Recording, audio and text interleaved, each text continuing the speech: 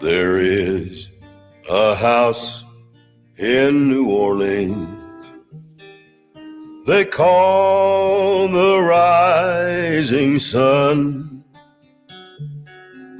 It's been the ruin of many a poor boy, and God, I know I'm one.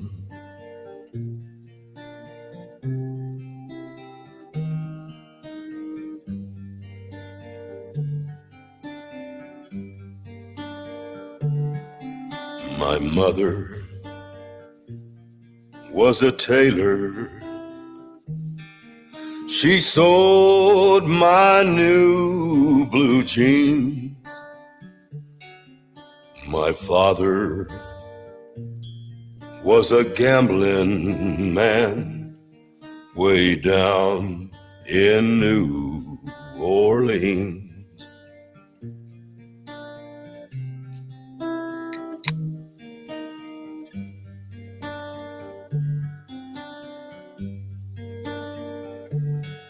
Now the only thing a gambler needs is a suitcase and a trunk. That's like Timepiece Jet. And the only time he feels satisfied is when he's on a drunk. Oh my God. This is about Timepiece Jet.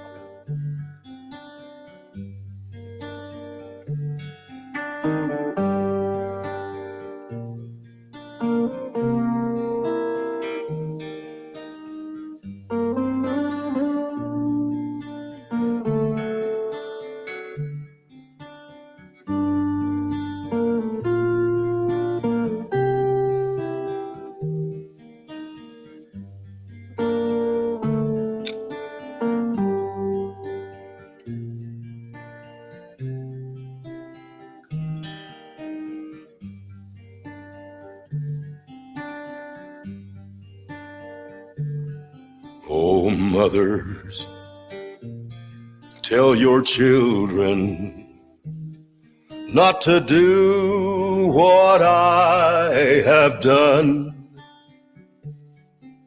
Spend your lives in sin and misery in the house of the rising sun.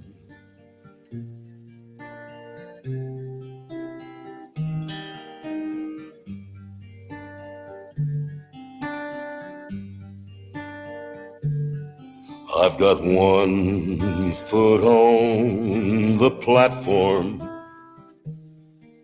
and the other foot on the train. I'm going right back on down to New Orleans to wear that ball and chain.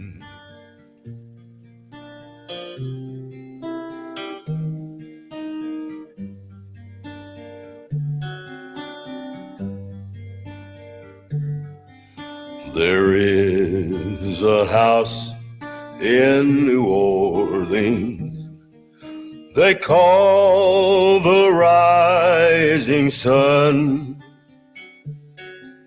and it's been the ruin of many a poor boy, and God, I know I'm one.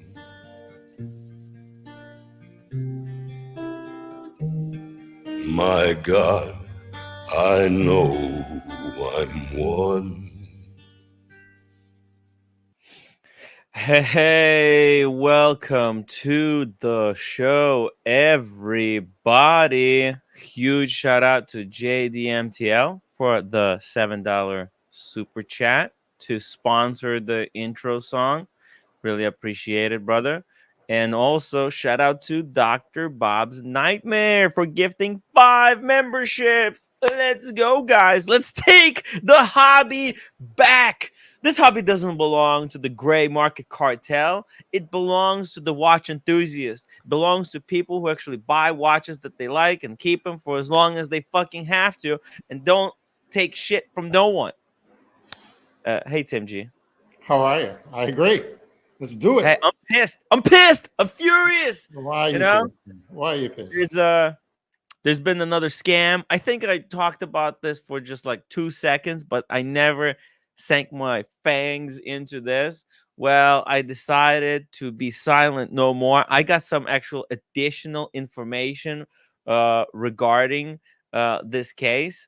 And hopefully, well, let's drop a link. Hopefully, we'll have Oshin join us in the next hour or two, and he'll give us some more behind the scenes scoop, because I don't know if you guys know this, but Oshin kind of released a video commenting on the robbery. Basically, this is Tim G. This is a Timepiece Gentleman 2.0. Okay. Oh no, not another one, huh? Yeah, but a one that got away. Okay, this is the Timepiece Gentleman that get away. So I think maybe this is what we'll do. I'll read the article real quick, then we'll watch a little bit of the video, and then I'll give you guys some more developing news in this story, because it's getting so complicated, so crazy, and uh, there's a possibility. When actually, there's not even possibility. What was possibility? This is actually going to continue. It will continue because people just believe other people online when they say I'm a gray market dealer and send me watches. People just want to do that for some reason. But we're gonna try to put an end to this.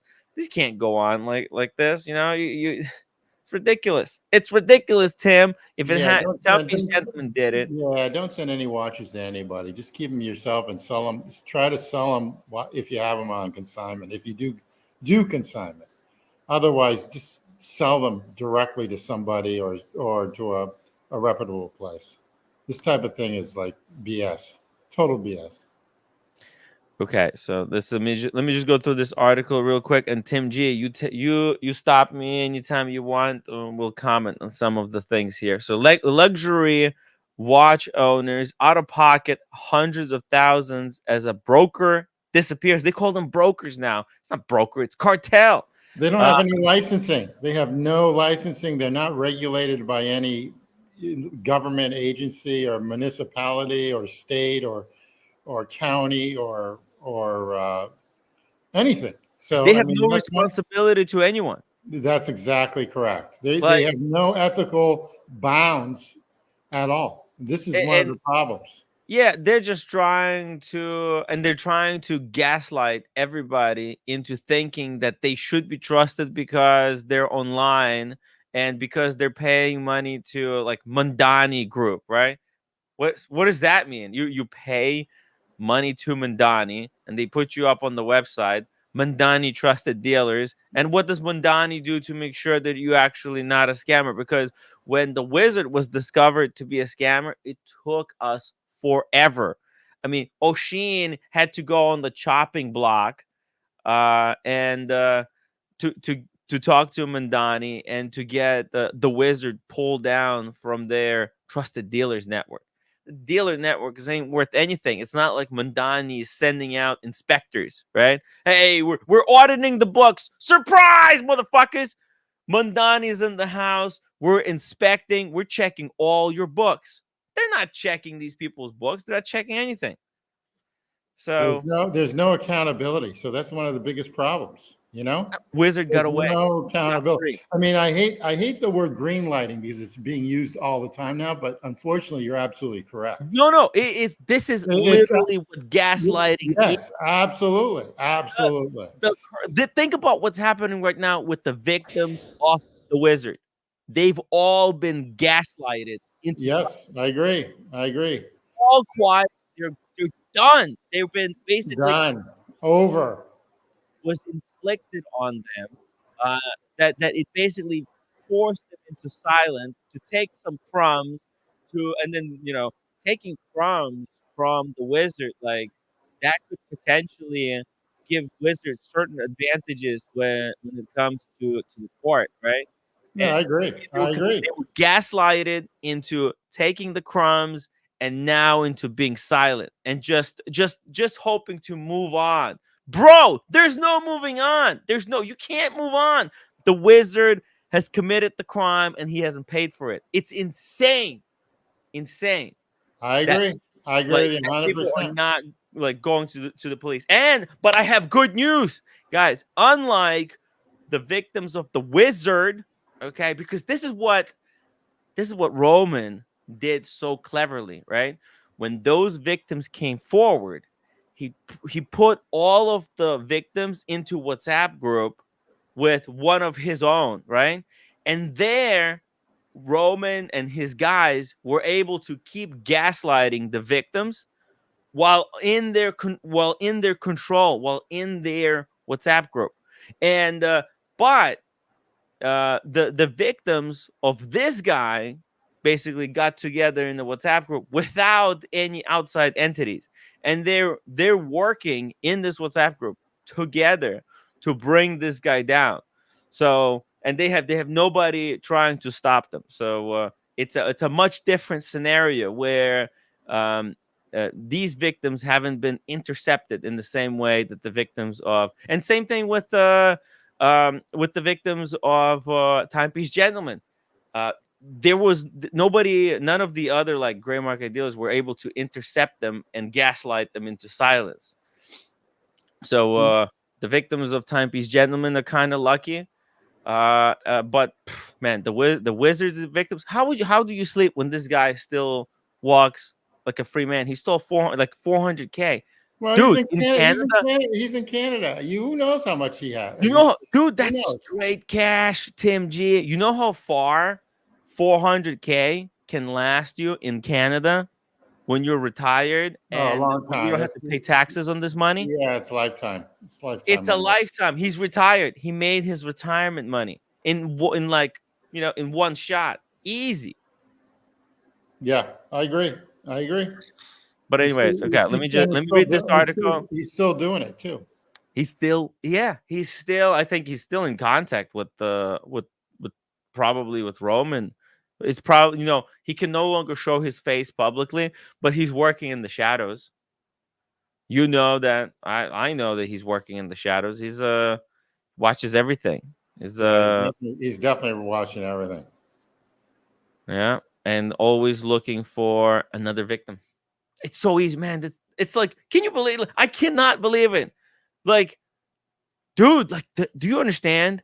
Wizard showed the blueprint how to steal $500,000 and get away with it and not have to be held liable for anything. What a guy.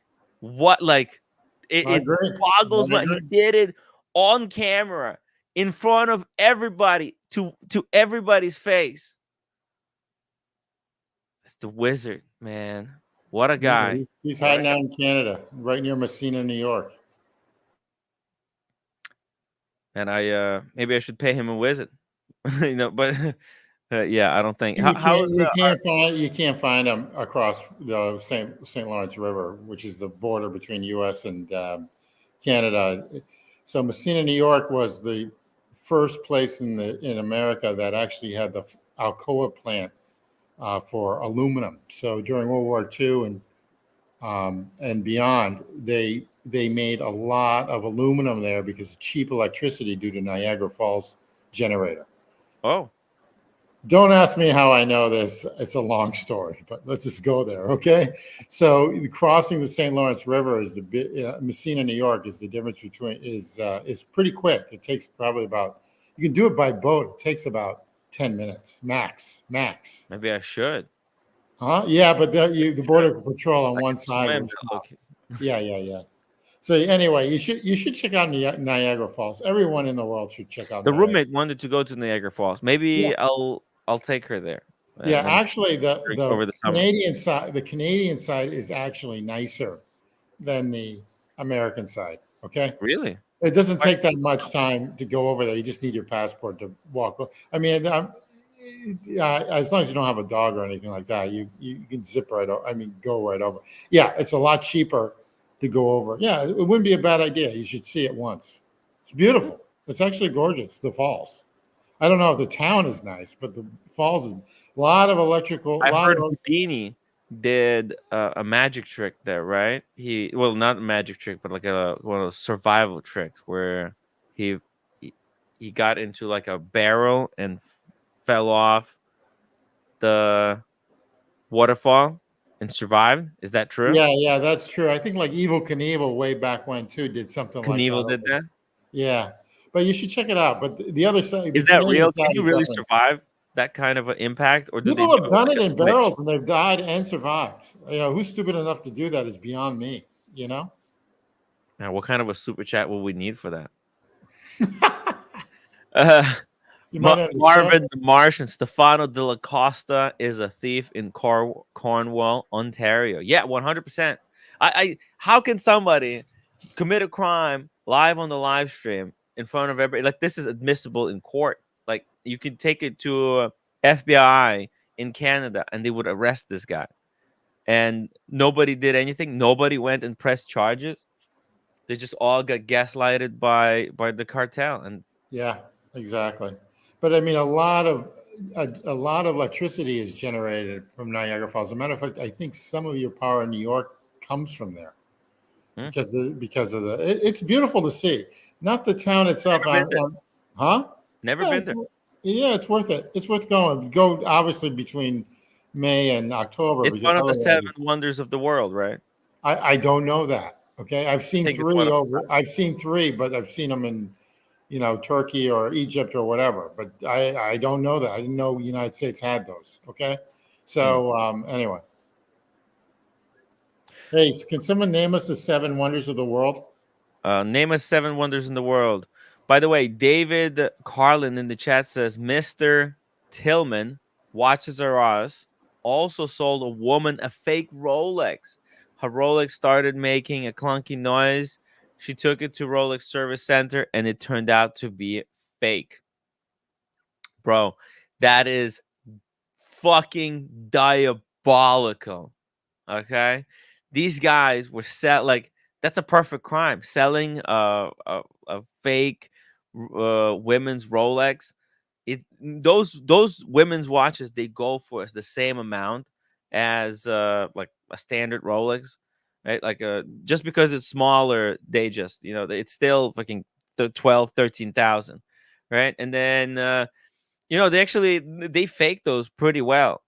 You give it to your wife, you never see it again until it breaks, right? It's such an easy, and plus, a lot of the sports watches, like somebody would have already one, so you can, or somebody who has one, so you could kind of get a feel for the watch, and if a fake one is sent to you, you can probably figure it out.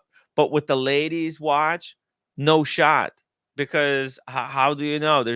All of them are like different, and it's much more difficult to find out, and they probably sold really many of those. It's like printing free money in a way, as long as people keep coming back and buying more, and nobody goes public, there's no way to tell. Yeah, that's the problem. You know, if they don't go public, then there's no way of telling because then you can just get away with it forever. You know? Yeah, you keep getting away with it until like, there's really no reason these guys will stop scamming people until they're in jail. There's literally, like, there's no reason to stop scamming. Okay, maybe they lose all their customers, right? But they'll just rename themselves. And this is actually the theme of today's episode, the names, okay? These guys were really clever. They confused the heck out of their customers because they weren't using their real name. Like they kept confusing people about who's who, and that's why actually the story was taken down, because apparently In the story, they say that this is some guy, and apparently they had to retract the story because these guys, they had this habit of just changing names, so that way if they're ever caught, right, nobody knows their real name, because they just, in front of different customers, they call themselves differently in like private. Yeah, absolutely. This is the way it is. So Yeah, you walk in, you're like, who's Bob? And they'll go, and Tom might be standing there and just says, hey, I'm Bob. Nice to meet you. Because they're both scammers. I'm curious if the Wizard still has his UPS box or whatever box in Messina, New York. I'm Oh, yeah? curious. That's a way of finding out if he's still around. Should I say? I have the address. You want me to send a an postcard. AirPod tracker? Oh, yeah. I can send him an Apple tracker. Yeah, why don't you do that? See what happens. What do you think? You think I should sell him back the fragrance? By the way, what a weird story. Let me show you. Is that fragrance really real? Is that really real, or is it something else? I wish I was making it up. I don't know if I'd buy a fragrance even from Jama Shop, because you know why? It's like probably like 10% fragrance and 90% water. I don't know if I would do that at a discounter if I was going to buy some sort of a cologne or a... So get this. The wizard sends me a request. He says, Timmy, I need you to order this fragrance for me. I look up online and it's like $1,200. It's expensive. Okay. I say, okay, sure, no problem. And he said, I'll PayPal you. All right. So I buy it. And he also asked me to buy a whiskey for him as well. That's another story. But so I buy this fragrance for him. It's like $1,200, I think. And I send it to him. And about a month later, he says he doesn't like it. He needs to, he wants to return it. And I'm like, oh, okay. Or he says, you could resell it to somebody else. I want $500 for it. So I'm like, oh shit. Okay, well, I'll fucking take it. Because like, that's a big discount. I like a deal. I like a really how much is that usually? $1,200. Yo, okay. But then like a month later, when he called me, he had fear in his voice. I think, I don't know, I think there's something else was going on. I think he needed he needed $500, I think. So he sold it back to me knowing that I would buy it. Yeah, okay. Well, that's cool. It's a Wizard's fragrance. At some point, Wizard was using this fragrance on himself. Can you believe it? It's kind of freaky thought. And then there was another story where he asked me to buy this $1,200 bottle of whiskey, and then he said, "Okay, now just hold on to it for me. I'll tell you who to send it to." And okay. I held on to this whiskey for him for like 4 months.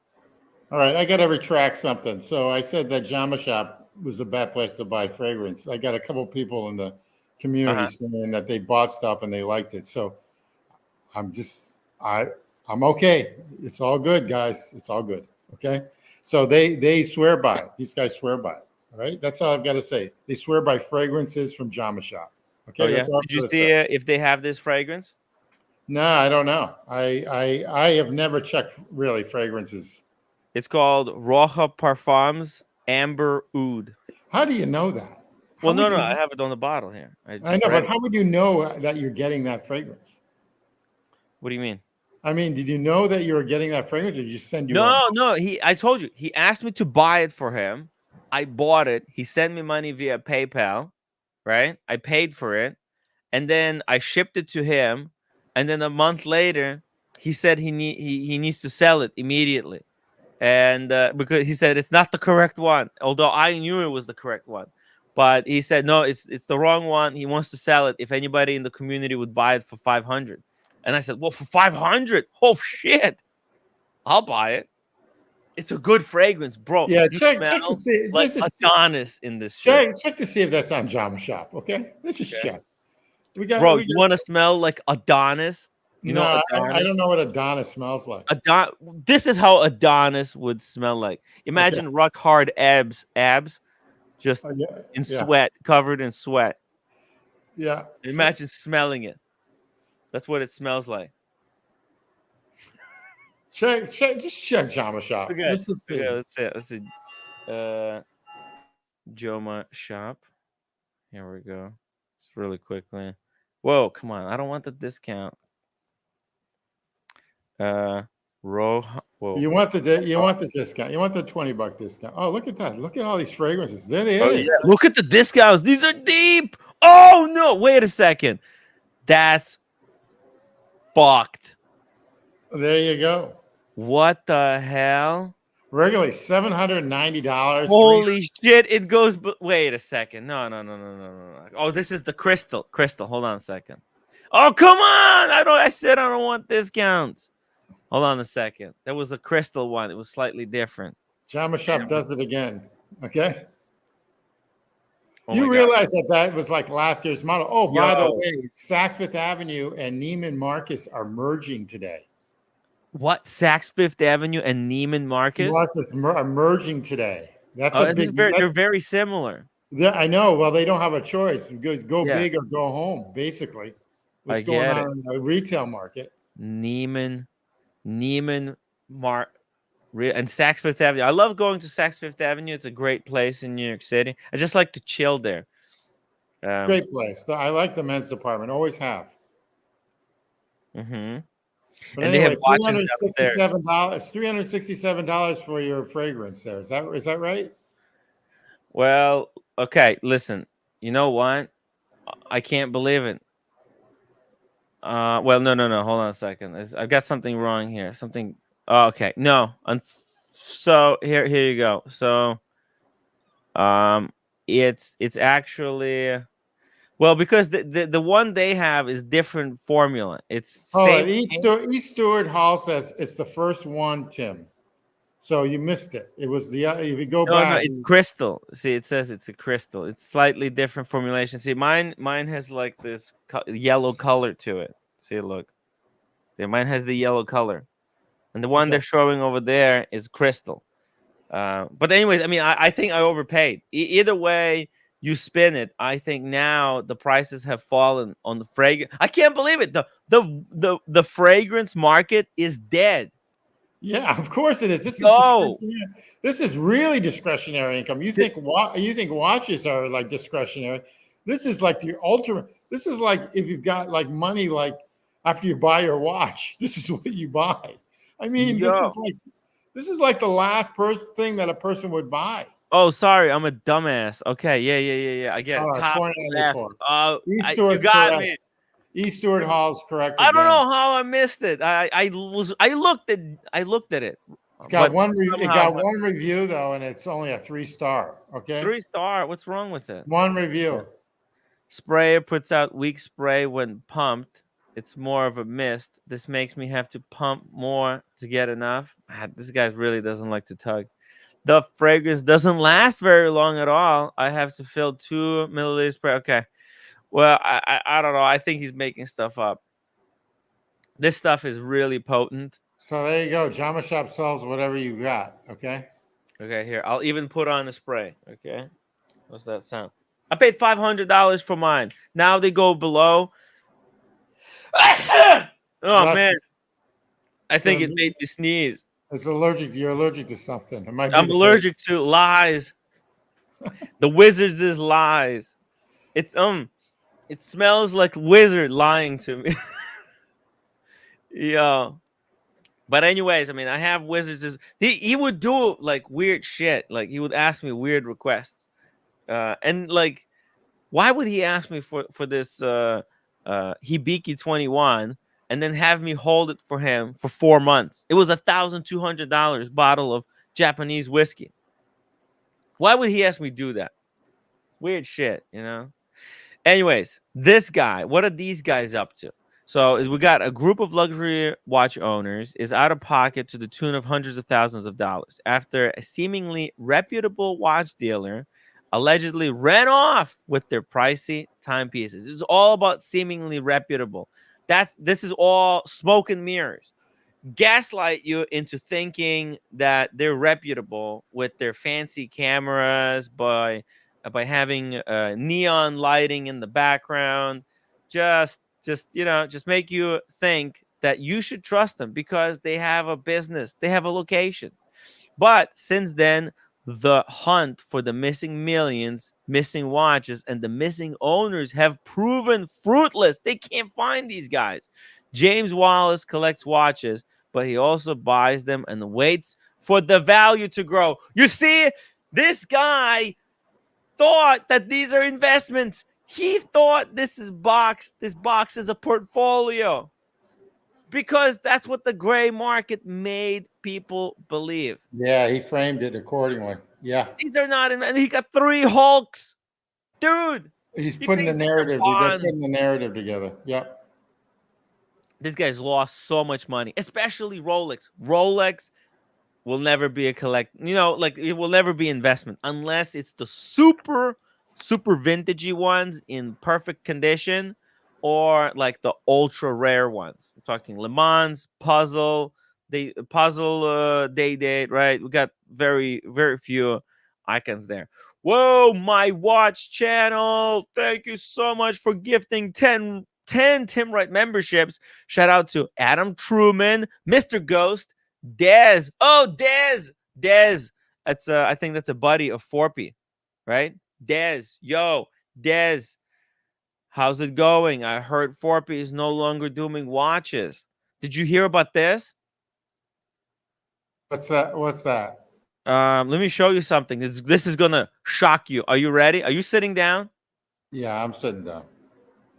I'm trying to grab a drink. Forpy has cleared his website completely. Well, 4P chat. This is where it was the remnants of watches. Where remember, he was.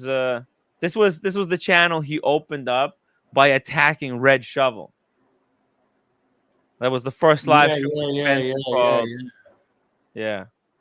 But look at this. The channel is gone, wiped clean.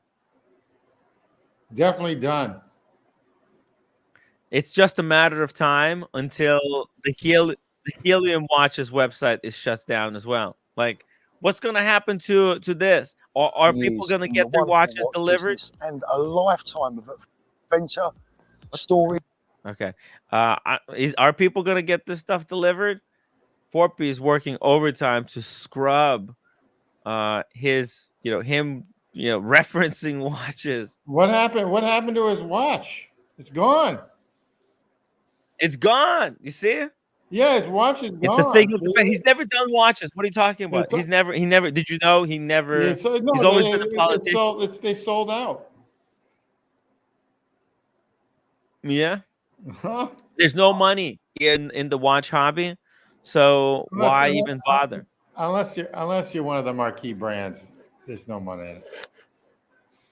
I mean, either you are genuinely reputable, right, and you never misled your customers into believing that that watches are investments.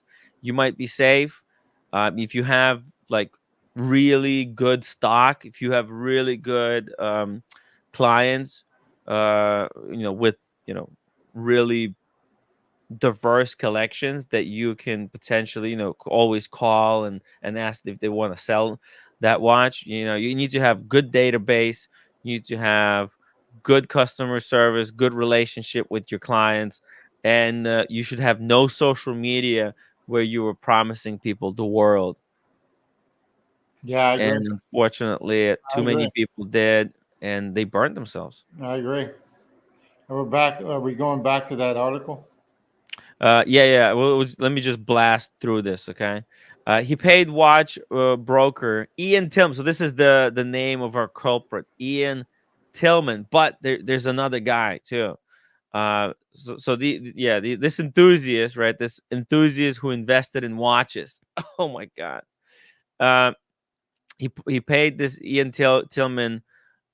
His business, by the way, was called Watches Are Us. How stupid is that? It's like, why would you? It's Yeah, like a red flag. make it after a toy store. Yeah, a toy store that went what? Bust. That was exactly.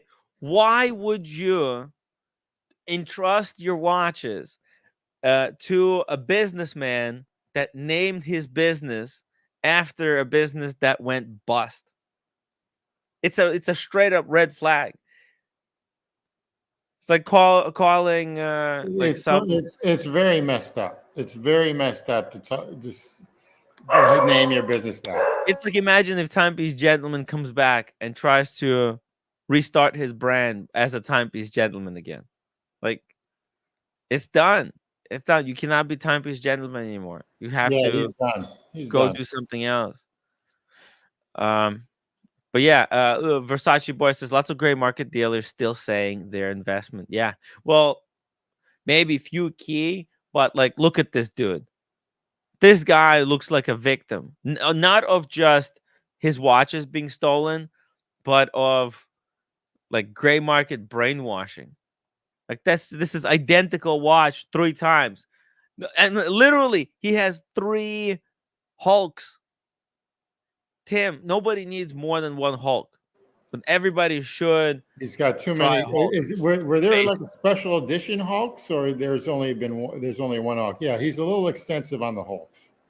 Because he thinks these are investment, and Hulks, they went up in value a lot, but there's so many of them. There's a reason why Hulks used to go for 4,000. Like, I think at some point in history, they were either 4 or like 5,000-6,000. They were really cheap back in the day. Actually, in like 2019 or 2017, I think. Let's see it, because I started collecting in 2017. Rolex Hulk, and I remember once I started kind of checking prices, they were going below retail. Yeah, look at this right here, 2016, 2017, Hulks were going for 8,300. That's actual retail. But if you look on Chrono 24, you go back to 2013, 2012, there's 6,000. Look at this, 6,200.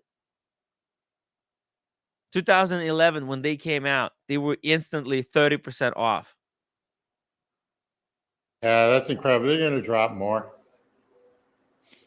But, this feature probably also had a lot to do with the watch market going crazy, right?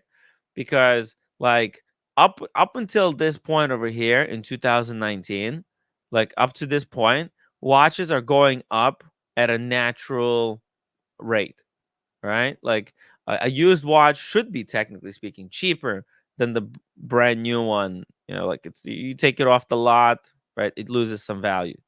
And so you can see here, the Chrono 24, I don't think they had this feature like in 2011. Doesn't like Watch Market or something? Doesn't Watch Market or something have better graphs than this in Chrono 24? Yeah, no, but this is a chart for Hulk. Yeah, okay, I get it. Hey, super chat by Sean. Whoa, Sean, $10 super chat. The more the watch market drops, the more I continue to enjoy my timepieces. Yeah, absolutely. Why? It's going to be a great, and it is currently a great buyer's market. Great. Oh yeah, this is gonna be so much fun. It's gonna be so much fun. There's gonna be a lot. Like, I want the Hulk. You know that. I really like Hulk. The ADs might be out of business soon because of all, like, when the prices implode. When the prices become lower than the market, it's going to be a huge problem. Think about that one. I just noticed like a couple of the Pateks that are dress watches went down below market. Went down to below market now. That just came out this year. Just now. This year, an immediate drop. Immediate, like you know, a $63,000 watch is now $55,000 you can buy on the secondary market. Drop. Not the sports, not the Protect Sports, not yet. They're dropping Speaking them. of Yes. secondary markets, O'Sheen, welcome to the show. Mr. O'Malley, how are you? Are you crazy people talking about the market crashing and the world coming to an end again? No. That's all you know how to talk about. No. We're talking about that watches. It's not like it shouldn't be thought of as the market, like because gray market dealers, like look at this guy, this victim, this James Wallace guy who who gave his money and watches to these criminals in Australia. Look at this dude's collection. He has 3 Hulks as investment. Well, yeah. He's a victim of bad information. Well, I mean, this isn't current. I know it says a current affair on the screen, but it's not current. This is going back a while. And this story is hitting the news now, but we're going back a while. So, you know. Well, back then it was actually investment. Imagine having 3 Hulks as they're going to 40,000. It was only ever an investment if you were getting the call from the authorized dealer. Then it was an investment because then it was a no-brainer investment. You'd just go along, pick up the Submariner or whatever it was for $9,000 and flip it in 5 minutes for 12 or for 14. That's still the case, by the way, with a stainless steel sub. Maybe not as high, maybe not as much of a dividend off it, but certainly something. But if you're buying them on the gray market, there was only one time when that was a smart thing to do for investment, and that was like a 2-month period at the end of 2021, and that was unprecedented and hasn't happened since, and is unlikely to ever happen again. So that's. But you know, I have a different focus on these things than you. It's one of the things we disagree about, Tim, but that's okay. Yeah, right. I still love you. I still love you. It's okay to have disagreements. Mm-hmm. Exactly, right? Like it's not about agreeing or disagreeing. Actually, well, it's really playing out in a very interesting way. Like even this, let's see, I had this chart for the Hulk, right? And here we could see how the market was really normal and very stable up until 2018. Mm-hmm. And this is like around this time, I feel like that's when Chronos 24 even introduced this feature to show their past prices for this watch in the form of a graph. And like, you know, people looked at this and they were like, oh, you know what? Like if you think of trajectories, and in 2019 when people had money, you know, they would open this up and they would say, okay, well, listen, this makes sense. This watch was 6,000 5 years ago. If I buy it now, it'll be 6,000 up in the future. It's very simple kind of investment. Like, but it kind of worked, right? But there was a spike. A spike. That's all. Because everybody got this idea at the same time. Right? Well, there were a lot of things that contributed to it. There were crypto nuts making money on the computer screen who were still sitting in their mom's basement. They had millions on the screen. They didn't know what to do with it. And all of a sudden, all the watch places started accepting crypto, and they see some report on, you know, CNN or one of the MSNBC and the money programs they have, that watches are a great thing to buy these days, and rare cigars and rare wine, and they don't know fuck about wine, so they're just like, let's buy some watches. There were so many things that contributed to the spike, but you know, I'm blue in the face telling everybody that coming off a spike is not the same as a market crashing. They're two different things. But I'm fucking pissing in the wind at this audience. Sorry. No, hey, listen. If you provide good enough evidence, I think people agree with you. I don't know what to think. This is me going first time through this kind of cycle. Well, people call that a peak, right? There's another channel I was talking to the other day. I wanted to do a reaction to his video. He gave me the weirdest fucking answer I've ever read in my life. Maybe I'll talk about it on my own channel sometime. But, you know, this guy refers to the highest price as a peak, the peak in the market. And I'm like, it's not a peak. Sure, it is a peak technically, but a peak is when a line. Show me full screen for a second. A peak is when a line goes up like this, gets to its highest point, and then begins to go down. Then you take a look back from a distance, and you have a peak. But this isn't the peak. This is a line that goes like this, and then it has a weird pimple in it, a horn. That's a spike. It's a different thing, and I don't know why in the world, beautiful world of watches with all these super intelligent people, no one is able to fucking acknowledge that. But anyway, listen. I do think it's how much is a Hulk now? How much is a Hulk on the market? Now, well, it's still, you see, it hasn't dropped below, according to it's still at fucking 20. You know, when they were discontinuing the Hulk, go back in my videos, right? I predicted that the Hulk would be discontinued, and the chap David, who you've had on your show recently, who killed he scuttled his channel, remember? Well-spoken fella, nice guy. Django, yeah. He was like, there's no way that's going to happen because it's such a popular piece. There's no way they're going to do it. And people were saying there's no way they're going to do it. Turns out I was right. Maybe I was just a good guess. Fine. When it was happening, I said it's going to get discontinued and the price is going to go to 20,000. And everyone said, you're crazy. There's no fucking way it's ever getting to 20. It'll go to 60. Now, how did you know that was going to happen? Was that inside information, or I mean, you don't obviously, or you just took a guess? I took a guess. I went on a hunch. I was just like, it was just such an iconic piece. It was so much. You have to remember back then, 12,000 for a Hulk seemed mad. Like we're all like, oh my god, that Hulk on the Gray is 12.5 grand. I'd never pay that, right? That was our focus. Now, it's like people are saying, oh, it's a 20 grand. The market is crashing. The world's coming to an end.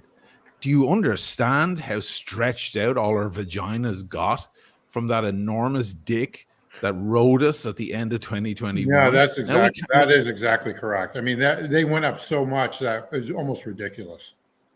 It's completely, and it went straight to 20,000. I couldn't believe how right I was. I was like, dang, fucking hell, I should go to the bookies tomorrow and bet on a horse.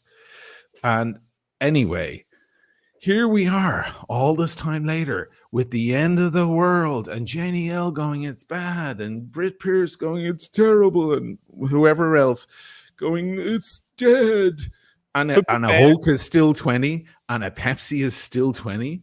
And you still have to get on a long wait list to get a Pepsi or a Daytona at the AD. We're exactly the same place as we were, if not worse. I mean, worse in the sense that the prices are higher than before. Just in the middle of that, there was a crazy fluctuation. It's like being in a plane that hits clear air turbulence and it dives at 600 feet in a second. Then it crawls back to where it was. Everybody relax, sit back in your seats, order another drink. We're going to get to our destination. Stop. There's a lot more turbulences being reported, Oisin. I don't know if you heard that. It's like turbulence on every flight now. There was just some turbulence. Oh, yeah. 30 people injured. Yeah, global warming is finally hitting us where it really hurts. Now nobody wants to get on a plane anymore. And this, we got Hurricane Beryl. Yo, it's ripping through Jamaica. It's going to hit the southern part of Texas, which is basically Potter Island, which is a resort area in Corpus Christi. If it's on that track, who knows if it's going to go up north? The problem is with the Gulf is that it's so warm. The Gulf of Mexico and the United States, it's so warm. It's like a bathtub.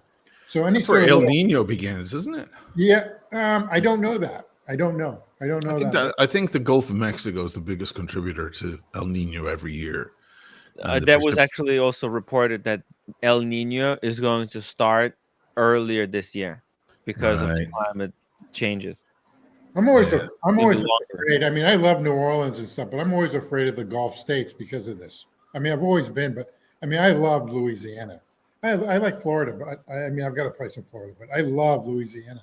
And basically, I'm always afraid that a hurricane is just going to take over. And in Miami, it's just a matter of time too. I mean, it's just a thumb, so it's going to get swiped one way or the other. Right. E. Stewart Hall says Bitcoin is back and will go way beyond. didn't bring watches with it because Bitcoin is limited. There's a finite amount of That was Bitcoin. that But was with also it was artificial. They halved the amount of Bitcoin. They did a halving, which artificially gave it a stimulus. They gave an electric shock into it by halving it, so it shot back up to 60 again, which is where it was before. But it's not being at 60 in 2021 with double the amount of Bitcoin is not the same as half the amount of Bitcoin at 60. It looks the same on the screen, but it isn't quite the same. Agreed. It's, in my opinion, it's right now stale. It's between like a 60 and 65 thousand, and that's about it. But I don't think right now it's going to go any higher in the immediate future. Now, yeah, hopefully you can prove me wrong. the Bitcoin is only good for making money when it goes up and down erratically and quickly. That's Okay? exactly right. That's And exactly right. it being stable, this is not good. Like for example, It's called arbitrage. That part. for the That's past called month, arbitrage. it's only been slowly going down. Well, guess what? As the price of the Bitcoin is slowly going down, people have to pay rent. They have to pay for all kinds of shit. And people holding the Bitcoin, they can't just hold it forever and let it die like my Fubu stock. Stuart, just to give you a heads up, I do have a lot of Bitcoin. I actually do. Okay. Oh, good So for you. I do consider myself an expert. I just don't see it going up that much right now. I, It I, will.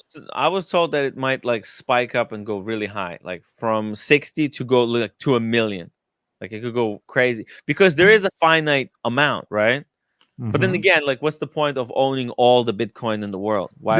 There's two issues with it. There's two issues with it. One is it's laundering money because that's how like people from I hate to generalize, people from Asia will bring their money over to areas like Puerto Rico or the United States. It This could is be any country, but okay, I get it.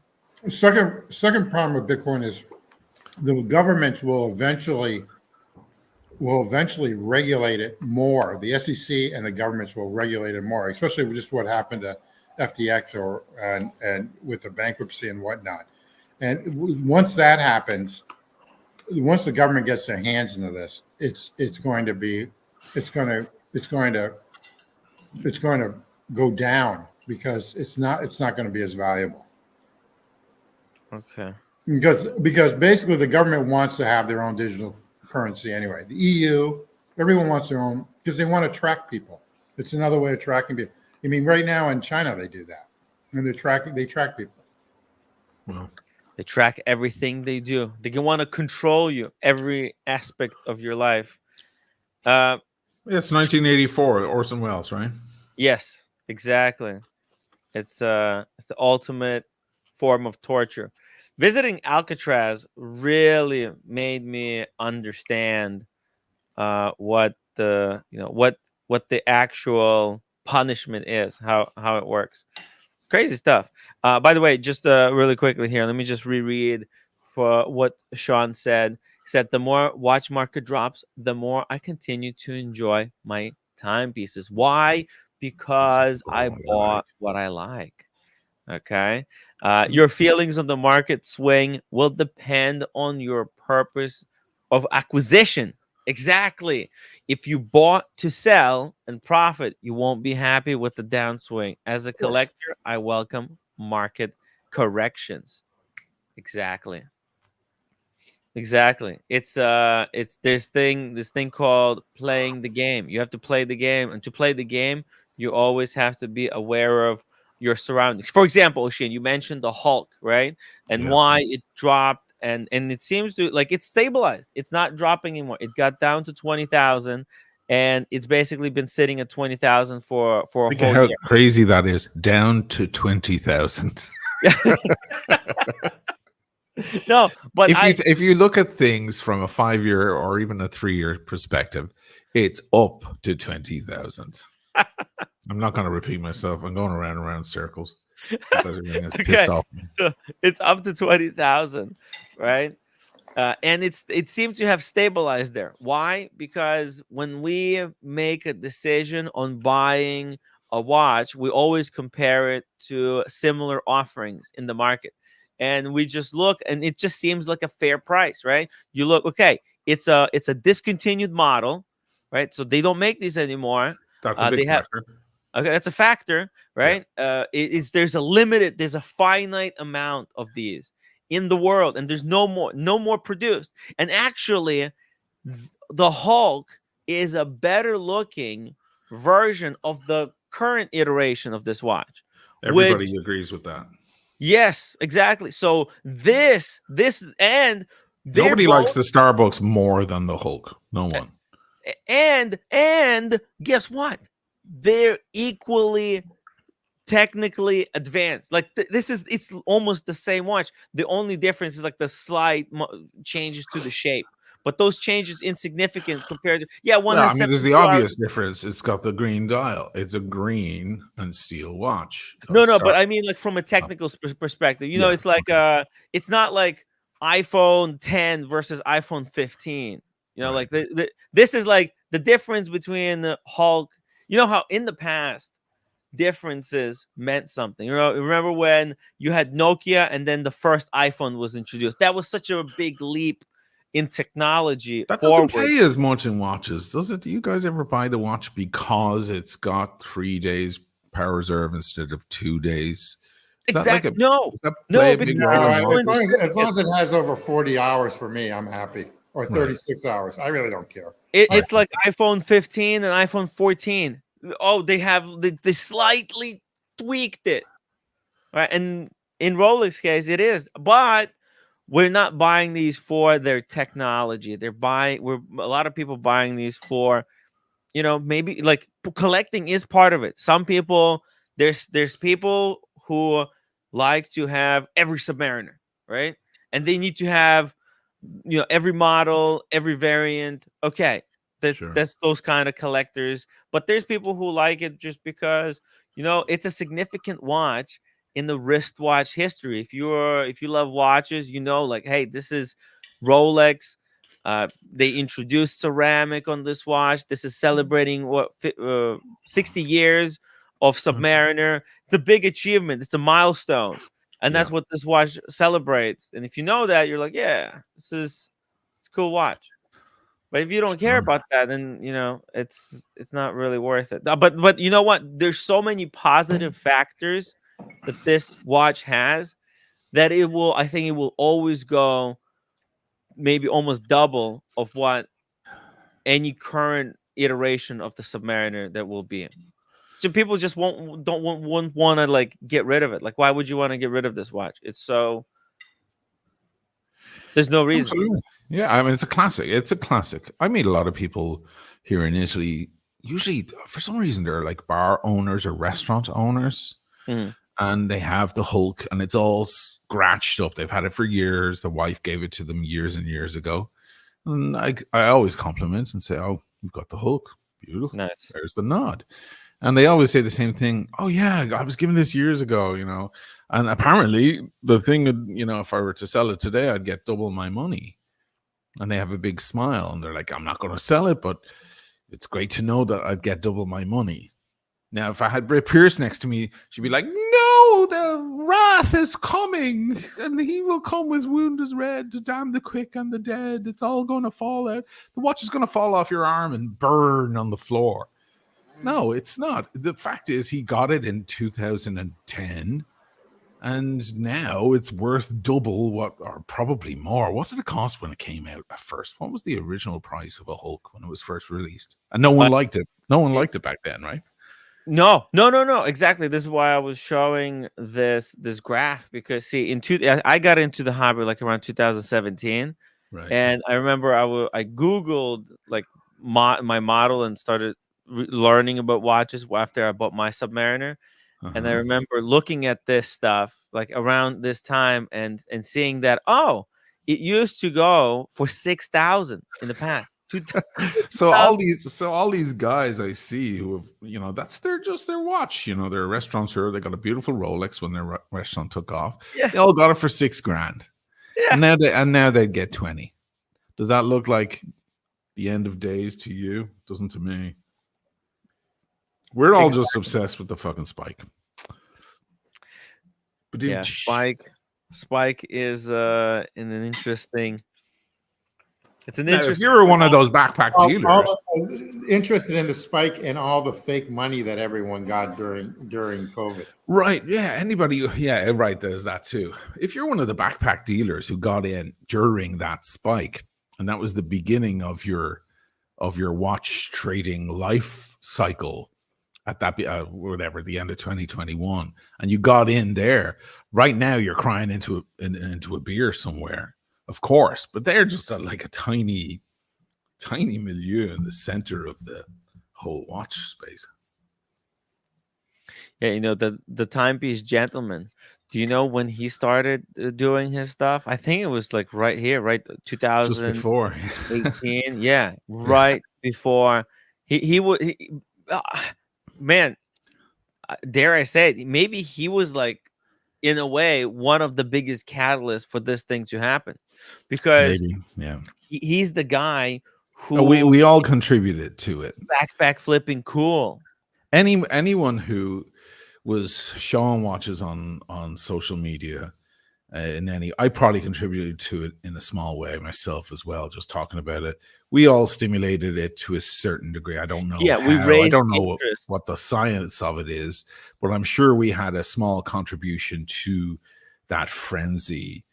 Earlier we were talking about crypto, and they gave it an electric pulse there by having everything just to give life back into it again, and it worked for the time being. Let's see if it continues. But one thing in my mind that would have stimulated the watch, or could still stimulate the watch world to kind of put another electric pulse into it, is a movie about watches, about maybe a watch seller or trader, or someone who's stealing them for a living, or something like that actually hits the theaters with a big actor in it, with someone notable that actually hits the theaters, and all of a sudden everybody. Well, I think that's going to happen with TPG. Oh yeah, they're going to make a movie about him. Oh my God! Right. Now that he's like in jail and stuff. Yeah, now it actually has. And someone like Wahlberg or someone like that would be great in that as a. See, That's what he always Wahlberg could be one of those backpack dealers. They may not have to make it about TPG, or they could, loosely based on his story. They'd have to add in a love interest in there and do all the usual Hollywood things. But he was. He loved the hookers in Las Vegas, so he gambled and loved the hookers. So I mean, you already have a pretty good plot. Yeah, there. One of those hookers could be a love interest. And did you guys ever see that scene with Wahlberg where he's trying to sell a Speedy in a pawn shop? Have you ever seen that, Tim? It's a movie called The Gambler, and he's a crazy gambler. The first scene is really scary because he walks in with 10 grand and he turns it into 80 in a matter of seconds, and then he loses it all. He winds up in a lot of trouble and stuff like this. John Goodman's in it, and that's where the phrase "fuck you money" comes from. I don't know if you've ever heard anyone say you need your fuck you money. Yeah, you got the fuck. Yeah, so I think that's where it comes from that script, and John Goodman says it to him, you need your fuck you money. But there's a scene where he goes in with an Omega. I don't know if you could pull it up without getting shut down, but there's a full scene where he's in a pawn shop and he's trying to sell the Speedy, and he actually says it's an Omega, it's worth 6,000, or he says something like that. So, you can already see him doing that kind of stuff, and he's a big watch guy too, so he'd probably say yes to the script. Maybe I'll write a script and pitch it. Let's see. Here we go. Yeah. Hey, listen, you probably should. I already have one half written, but we all know about that. Yeah. Yeah. Actually, what about that one? Or maybe actually, listen. Maybe this timepiece gentleman story is actually something that Mark Wahlberg would play, especially because timepiece gentleman, he was a huge delusional Mark Wahlberg fan, right? And he would have loved if Mark Wahlberg played him, and maybe this is something that could be riffed on, like turned into. And you think they would include all the plot points where he has to be like a massage guy, and he has like a YouTube community coming Listen, after him. whenever a Reddit they forums. tell a true story, they always embellish. They have to. Yeah. You know, the actual real facts are a little bit staler and less Hollywood. So they always have to take certain artistic liberties when they put these things together. They may not have to with TPG because he's already given them lots of fodder to work with. It's based on the real story. You just retell the story as it is. People are not gonna believe it. They will think that this was enhanced somehow. Right. They'll be like, there's no way that really happened. Ridiculous. By the way, Doc Locke, thank you so much for $10 super chat. He says, I still don't understand why Rolex defies simple supply and demand economics. There are so many used Rolexes in shop windows unsold, but the prices remain high. No other watch is like that. Why? You want to go first? Yeah, I think it's because brand strength. It's basically the US dollar of the watch world. Okay, it's like what every other watch is being referenced to, and Rolex is used as a reference. So, and I think it's able to kind of float in that price point, be the standard. It's the easiest to identify. It's also while the windows might be packed, I think they actually do also a lot of turnover. They buy and sell Rolexes all the time. Well, they're making a living. Yeah, like Yeah, I think some Gray Market dealers said that the Rolex is like 80% of the market. I know this is not the same exact thing, but I met my authorized dealer, or one of the guys, not my best friend in there, but one of the guys, one of the first guys I dealt with here. He was on the same bus as me. This was a few weeks ago. I'm like, hey, man. And he's like, oh, I had my stupid cap on, you know, because I was keeping my hair crunched down. I use it like a hair curler and that thing. It's like a military thing. I look like, you know, Fidel Castro or something. So, so he's like, I didn't recognize you with the hat. And he's like, how's it going? So we're talking away. And I was like, how's things gone in there? I haven't been in to see you guys in a long time. He's like, it's fine. And I was like, you know, the market has kind of changed a lot lately. And I'm just wondering, did it affect? And he goes, yeah, I've heard all that stuff. But honestly, we're working our asses off in there. We haven't felt anything. So I'm like, okay. Now, he has no ulterior motive to tell me that, to say that to me. There's nothing in it for him to say that. I have a theory. Yeah. I have a theory about that. He doesn't do social media, right? Are you asking me if he knows my channel? Well, no, but he himself doesn't have a channel. He doesn't. No. He works in the AD. Okay. He's a sales rep. Oh, in the ADs. In the AD. I thought it was. I know it's not the same thing. Gray Market's different thing. But my mate over in the Gray Market, Simone, he's still working. He lost his shirt on some watches because he bought them at the middle of the spike, so he had to take a hit of a couple of grand or whatever. Yeah, because he was waiting around to see if it turned and so on. But no, I mean, he's still working away. Every time I go in and see him on a Friday, he always has a smile on his face. Oh, we sold 3 Rolexes today. Let's go for a drink, you know? So people still need a wristwatch on their wrist, and they want a wristwatch. You know, just because things have turned a little off that spike doesn't mean that people all of a sudden stopped wanting to have a nice wristwatch on their wrist. Men, after all, for most men, it's the only piece of jewelry they've got. So, I mean, it's like shoes going out of fashion. They'll never go. People need shoes, you know. We'll always need shoes on our feet. So it's not like people are going to stop buying shoes. And for the same reason, people aren't going to stop buying beautiful wristwatches, because it is the ultimate piece of jewelry, especially for a man. True that. It's the best piece of jewelry. It's like a foundation of a lot of, like a nice watch could tell a lot more than a good suit. And it's a lot more easier to maintain a nice watch versus a suit. So right. I always recommend, because you can get a lot of that. Like, okay, some people think watches are expensive, but actually, if you do the math, okay, and you have to do the math like this, you have to take into account how many wears do you get, how much can you wear this thing, and then take that many days, right, and divide it all up. divide This it is all what up. girls do. Girls do this when they buy Chanel bags and stuff. They're like, well, I'll wear it to the. Absolutely. Yeah, they totally figure that out. But listen, there's another thing that has to be said, and it's staring us right in the face. It's an ego boost. It's the ultimate ego boost. It's the reason why Rolex is popular in the first place. Men like to feel like the big swinging dick when they walk into the bar. When you have a Rolex watch on your wrist, you just feel fucking cooler. Most men do. And they're very interested. It's the same reason they buy Ferrari cars. Agreed. Is it like that's having not going to the go first away? drink without even drinking it? Right. I mean, I've heard people say they feel more confident chatting up girls at the bar when they have their good watch on their wrist. Isn't that crazy? Like they're the same dude with the same bad breath, but they've got a fucking Rolex on, and they're like, "Hey, honey." Well, it's like a basic human emotion, right? Like it's a little bit of peacocking. We want to show that we're high value. Like how does a guy prove that he's high value? A nice watch. These are like the accolades. Speaking of accolades, Sean, welcome to the show. There's our boy. Hey, how are you guys? And there's me just wearing a simple little linen shirt. You're looking very How you doing? snazzy. Very Yeah, nice. dude, What kind of tie is that? Hermes, my guess. Let's see. Oh. Nice. Charvet. Charvet. Very nice. Wow.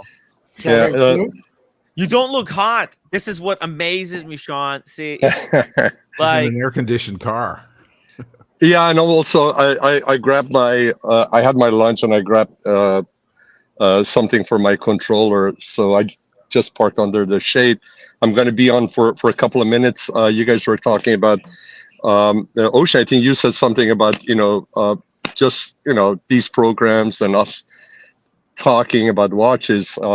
It influences people to acquire more watches. In so many words, correct?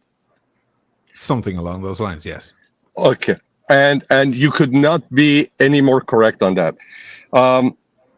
First of all, when we were talking about market swings and downward swings, I think the market's still healthy.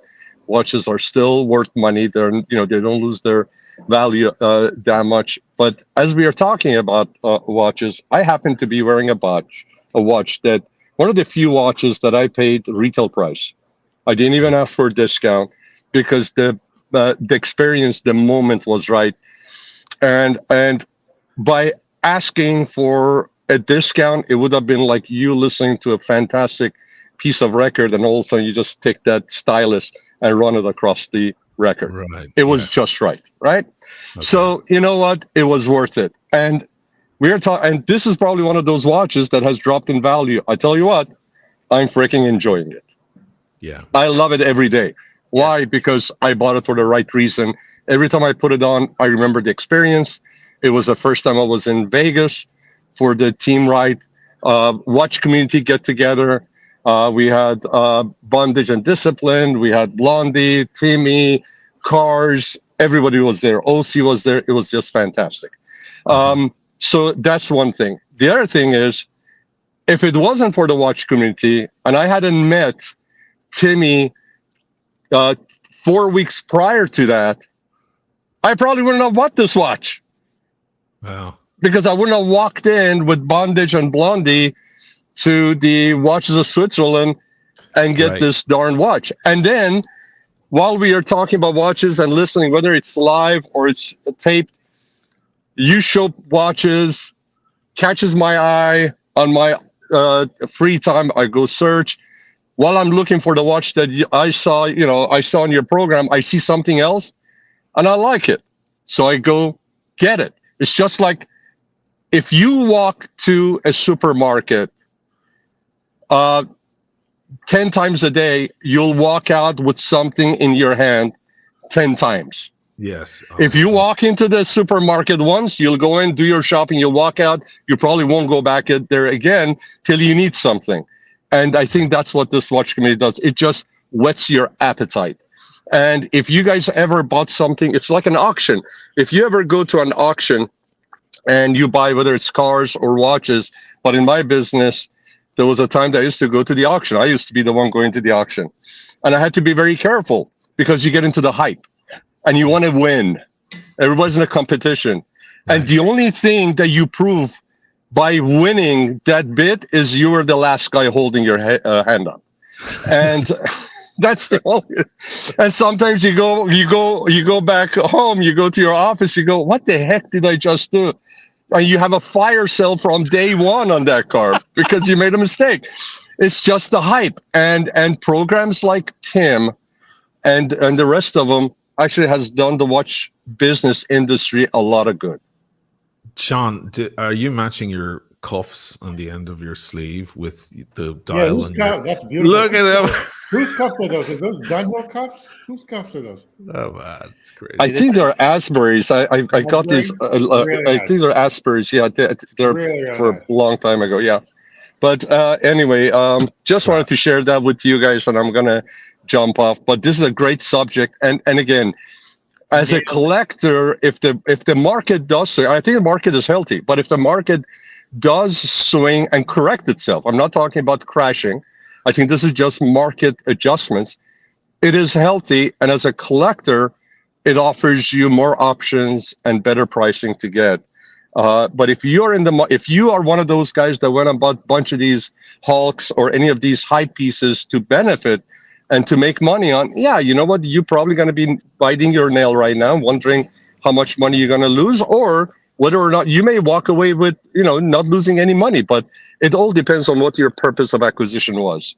And for a collector, I welcome it. I don't want it to crash, okay? But I think there definitely was room, and there's still some room for correction. Like, that's all. The collector should know the market, but when it comes to buying a watch, it's not. It shouldn't be a decision based on finances and trying to predict where it's going to go, because you could. It doesn't work out. But if you buy what you like, you could sometimes actually win, and you'll have a watch. because you're gonna wear it for years. Yeah. Right. Yeah.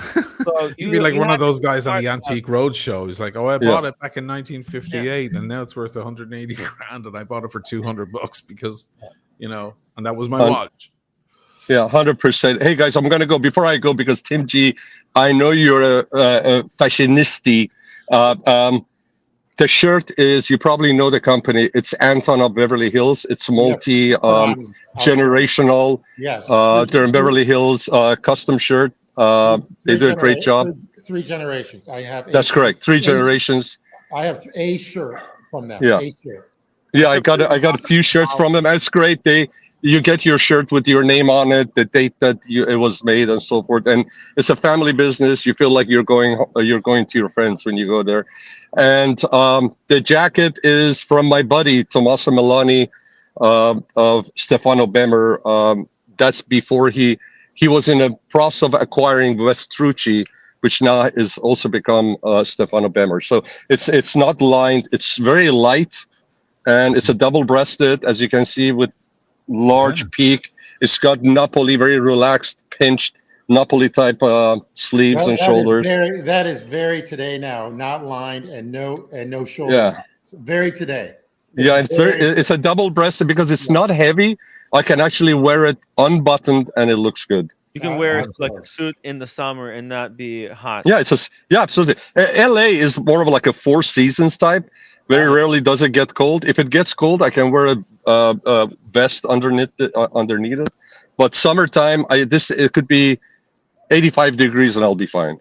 Man, I really like the cut with this shirt. This is like a perfect cut. Yeah. The collar, it's like really nice angle, perfect, and with the sleeves.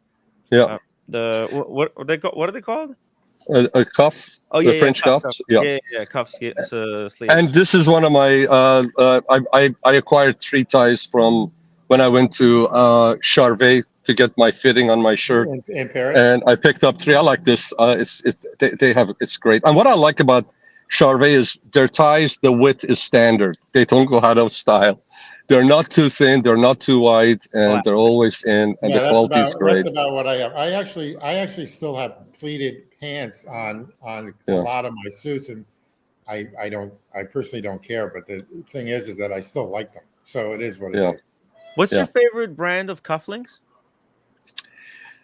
My most favorite cufflink that I have to say, it's the Patek Philippe. But Nice.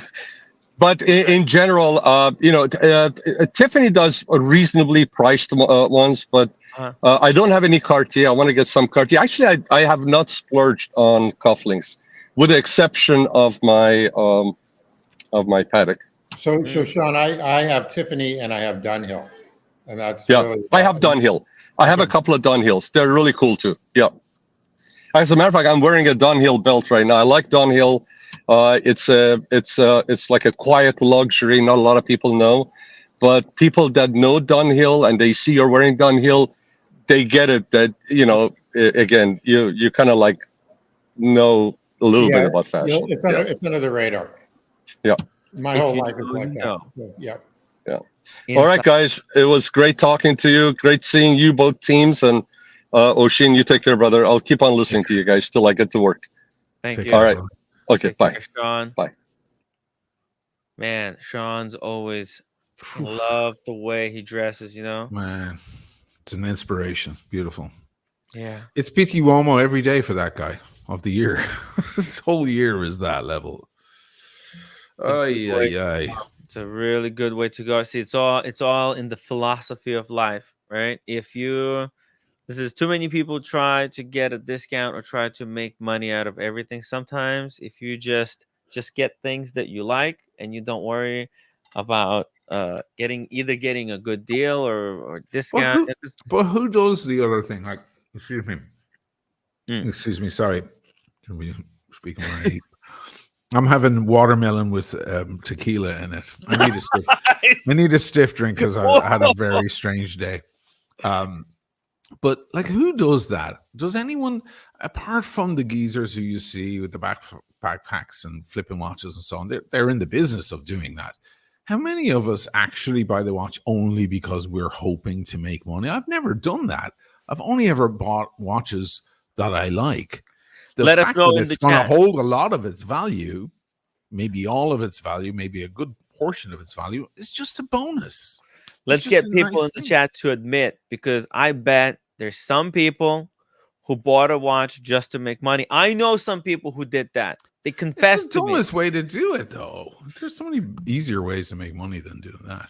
They got lucky. It's like they bought a watch in the past, and now they started watching the shows, and basically they realized, hold on a second, I could call, and that's what they did. They called the AD where they made the purchase when they just liked watches, and they called this AD, got on the wait list, and then went on to get like 3 Steel Sports Rolexes and flipping each one for 5,000, 10,000, and like 7,000 profit. Yeah. Well, yeah, and they just did it just for the money. Like, hey, they bought their original watch because they liked it, but then they were like, well, because this AD is very close to him, and he's very friendly with him. He knew he could basically get any watch and make money on it as long as he can get away with it. And he's like, yeah. Listen, if you're getting the call every month from the AD. Yeah, I certainly a couple of years ago, it was a no-brainer for pretty much anything, and because that divides it up. Then it all of a sudden it makes sense to do these things. Mm-hmm. I've friends who get calls, heavy hitters. They have a lot of spend history, and they call me to say, "What do you think? I got offered this, and I wasn't really interested, but I got offered it." And I'm like, what does it mean? What is there to lose? Just pick it up. Why not? It's just, as long as you're safe enough to flip it at some point or now or whenever. Yeah. There's nothing to lose. Just go ahead and grab it, because from the AD, it's only $8,000 or $9,000 or $6,000. And on the market, it's 16, so it's not as much as you would have gotten 2 years ago, but that doesn't mean it's not still a profit. It's still a fucking profit. You get offered a Pepsi today, brand new. Yeah. Oh my God. You know what I mean? Take it. Even if you don't like the Pepsi, take it. It's still going for double retail. Yeah, it's just funny, because man. It's not going for triple retail. What, are you going to cry tears because of that? No, come on. Yeah, no, you're absolutely right. Unfortunately, I made that mistake though. But you're absolutely right. If you have the money, if you have the spare money, obviously, if you don't have the money, don't be doing any of this shit. Or at least buy it just to flip it. Like, hey, if you never need Or another borrow the money from a friend, or charge it on a card. yeah, And put it in figure the it out card. later. Yeah, yeah. You could just take it down to Diamond District, and you can get profit on top of points. Yeah, because you'll definitely get your money back. You could even wear the Pepsi for a few months and still make a lot of money. You can enjoy See it how for a feels while if and you still like make it. money. Yeah. By the way, Ray, thank you so much for €2 super chat. Says Sean is TWWOA, a talking, walking work of art. And John, $2 super chat. Sean, remind me that I don't know how to dress. That's our John, by the way. I think. Our John. Oh, hey, if I our think John that's our John. Yeah, I think that's him. I can't remember what his avatar is. It might be a different guy, but I don't think so. Well, if he wants to join us on the stream, the link is in the chat. APIZ, £5 super chat. Sean, thoughts on Bijan? They would suit for VVVIP individuals. They do Bijan. suits for very, very important people, individuals. Oh, I think he's above that level. He's like VVVIP. Sean's suits are cut to his exact shape, like they're bespoke. Which I've been told by a million people since PT that's the only way to have us to wear a suit. Buying off the rack is for amateurs. This is all new stuff to me. I'm learning. Yeah, I mean, I've actually seen a bit of a transformation. You know, this guy Bamford. He's now befriended Nick Folks, and they're doing like content together. They started a new podcast after was finished with About Effing Time. About Effing Time isn't coming back, despite what they said at the time. Exactly, which was that they were going to come back. They were going to take a hiatus, but we all knew it wasn't. I wonder what the real reason. I'm still curious what the real reasons for it. Oh, I'm sure it was ego. Everyone's ego got in their way. Oh, really? Yeah, that's what I think. I mean, just observing. I don't know them, but that's what I think. Interesting. You think they were hoping for more subs? They had like 60,000 or something when they quit. Yeah, I think also they wanted sponsors, and I don't think the sponsors were going to pay them. That was the other issue. That's right. Their very first episode, they already had a gin sponsored. Do you remember? They were all drinking gin and spruiking the gin. I was like, wow, right out of the gate, fellas. Holy shit. How about start a really good show and get a good chemistry going first? So I think it was obviously the money, because it didn't exist. It stopped existing. And the second thing is that they were stepping on each other's toes. Yeah. I never got into the show myself, but some people loved it. What are we looking at here? This is just like an introduction of Bamford's new show. Oh, his new show. Yeah, this is like a sneak peek preview. You see, he's now all sophisticated. Ooh, he got more. Oh, he did. And now he's smoking cohibas. Yeah, he's smoking cohibas, and they had that limited edition Hublot that just came out, the pocket watch, weird looking thing. Right. Yeah, and they had that watch kind of presented. I see. Yeah, right. Like cigars, Bentley. Oh no, sorry, this is Rolls Royce. Excuse me, Rolls Royce. This is like he's going high end, straight to the top. This is the guy's got money to burn, right? He can do whatever he wants, right? He can make any show he wants. I think he's like his father is a billionaire. Yeah. All right, so he's got unlimited money. Meanwhile, the suit looks a little big on him. How about that? A little. Yeah, it doesn't really fit him. Doesn't really fit him, right? It doesn't really fit him. Yeah. It's crazy because he's with Nick Folks, and this guy is like wears a different suit every day. This is the Louis Vuitton guy. Like, see, he's like every day. He's like the red shoes and everything. Oh, he's at AP. He's in the virtual. I did that. Oh yeah. I was myself and my daughter. We were told we were among the very, very first to do the virtual experience at AP. It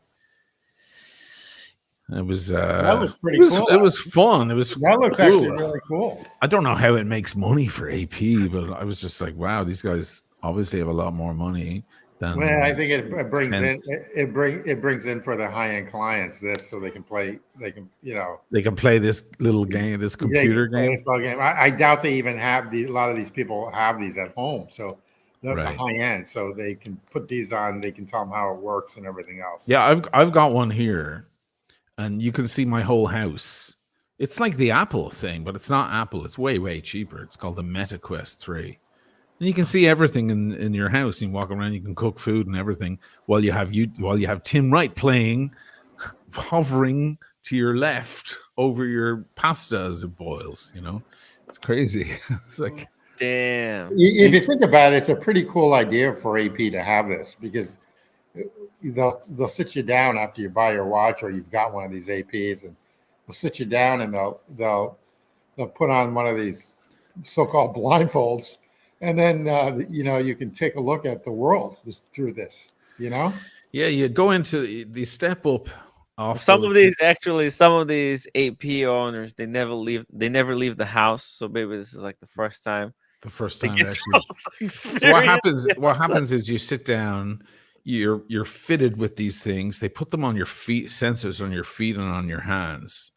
And then you step up and you walk into a room, big, huge room that has fans all over the place, because there's wind where it sends you to this garden. You're in this garden walking around, and there's wind and you feel the wind because the fans ignite then in that moment and stuff like. So you're in this virtual reality and stuff. It was interesting. I just thought, wow, like how much money did they just drop on this, and like how's it really going to? I think it also could have been a partnership between the Quest, because it's like, hey, AP customers is the perfect test subject for this type of technology. Maybe it's a partnership where they do it for free. Maybe AP paid a little bit, but they probably didn't pay much, because they're saying, hey, listen, we're like, in exchange, you get access to our high-end customers, clients, right? Customers, they're gonna be the first ones to buy if your technology is proven to be good. These are the guys that will have enough money to actually go out and buy it. It's kind of an advertisement thing. It's a win-win for both brands. Well, upstairs they have a Cipriani bar. There's a guy there who basically looks at you and says, "We will make any drink you want." My daughter stumped them. Actually, she asked for a Spritz Select. Yeah, and in Milano they don't have Select, so she stumped them. I feel like a bar is the best sales mechanism possible. When I was going to the Omega boutique years ago, and I was first getting into watches, and for me, 5,000-6,000 was a lot to spend on a watch at the time.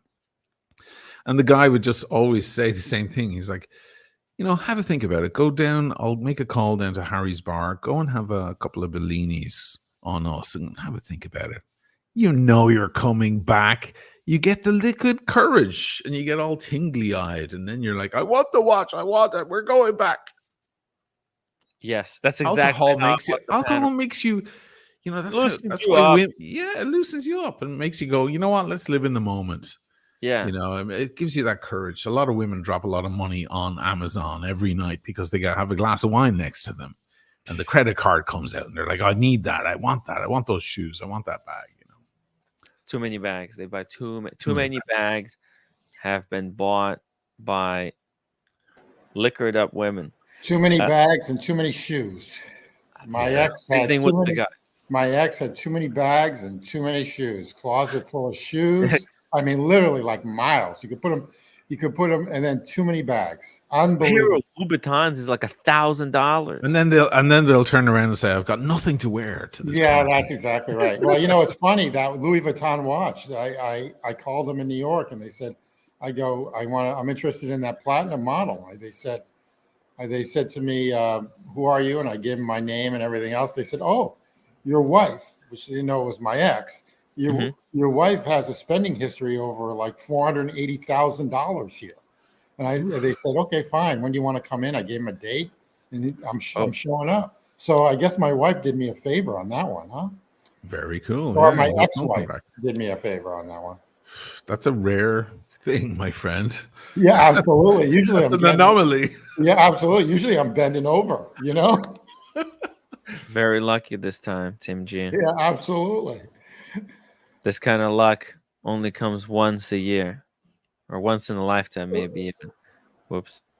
By the way, Oshin, you were contacted, Yes. actually, by the victims of this robbery. Yes, and I was contacted by the lawyer who's running the case. I had a nice conversation with him, actually, in Sydney. And are you allowed to share some details from the conversation? And can I show some of the emails? I covered up the names. Perfect. I have just the initial email because it would be really cool for us to also expand on the story because it all ties in to the wizard, how the wizard got away, how Timepiece Gentleman was put behind bars, and how this guy might end up. Timepiece Gentleman is in that report that you have on the screen right there. He's actually in it.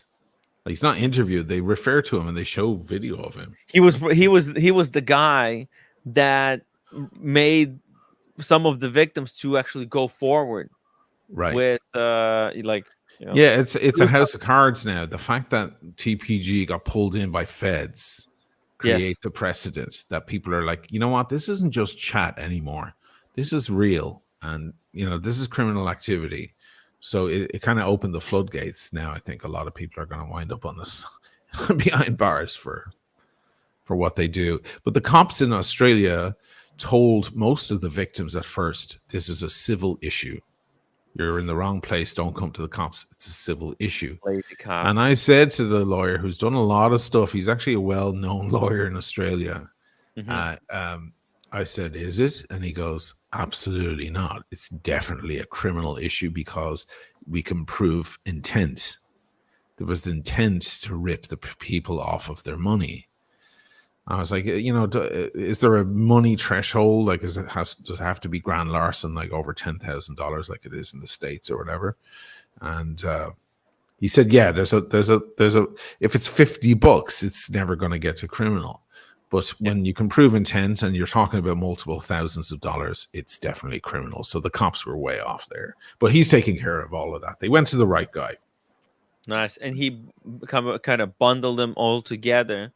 Yeah, it's one big case. It's 17 people, 17 clients. Because there's multiple victims. Yeah, and when one victim goes by themselves, obviously that's not really going to work. The feds won't like pick it up.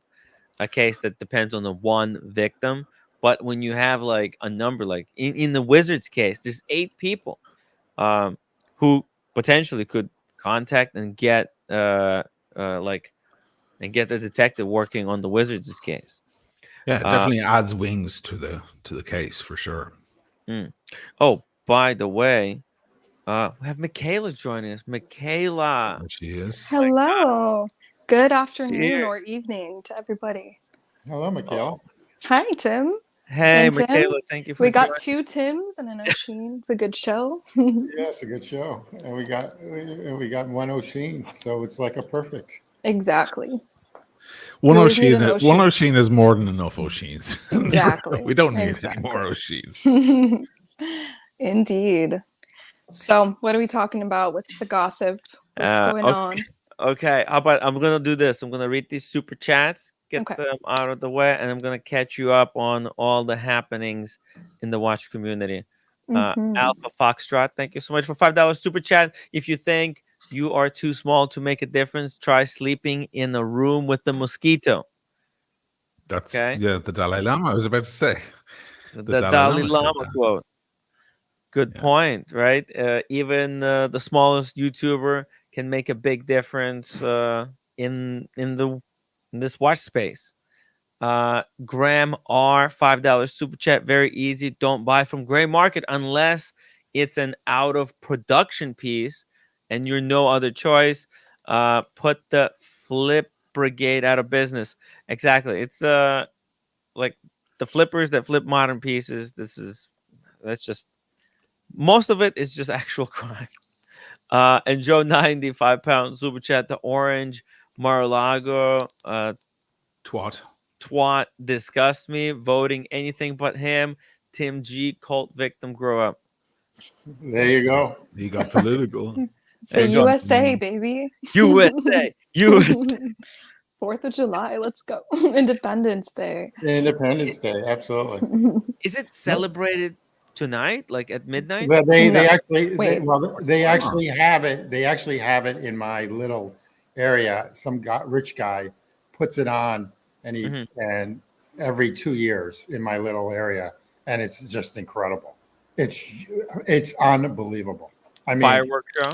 Every even year it comes out, and it's just fireworks on the beach, and everyone shows up, and the Secret Service and it's not because of me, and the police are all over the place.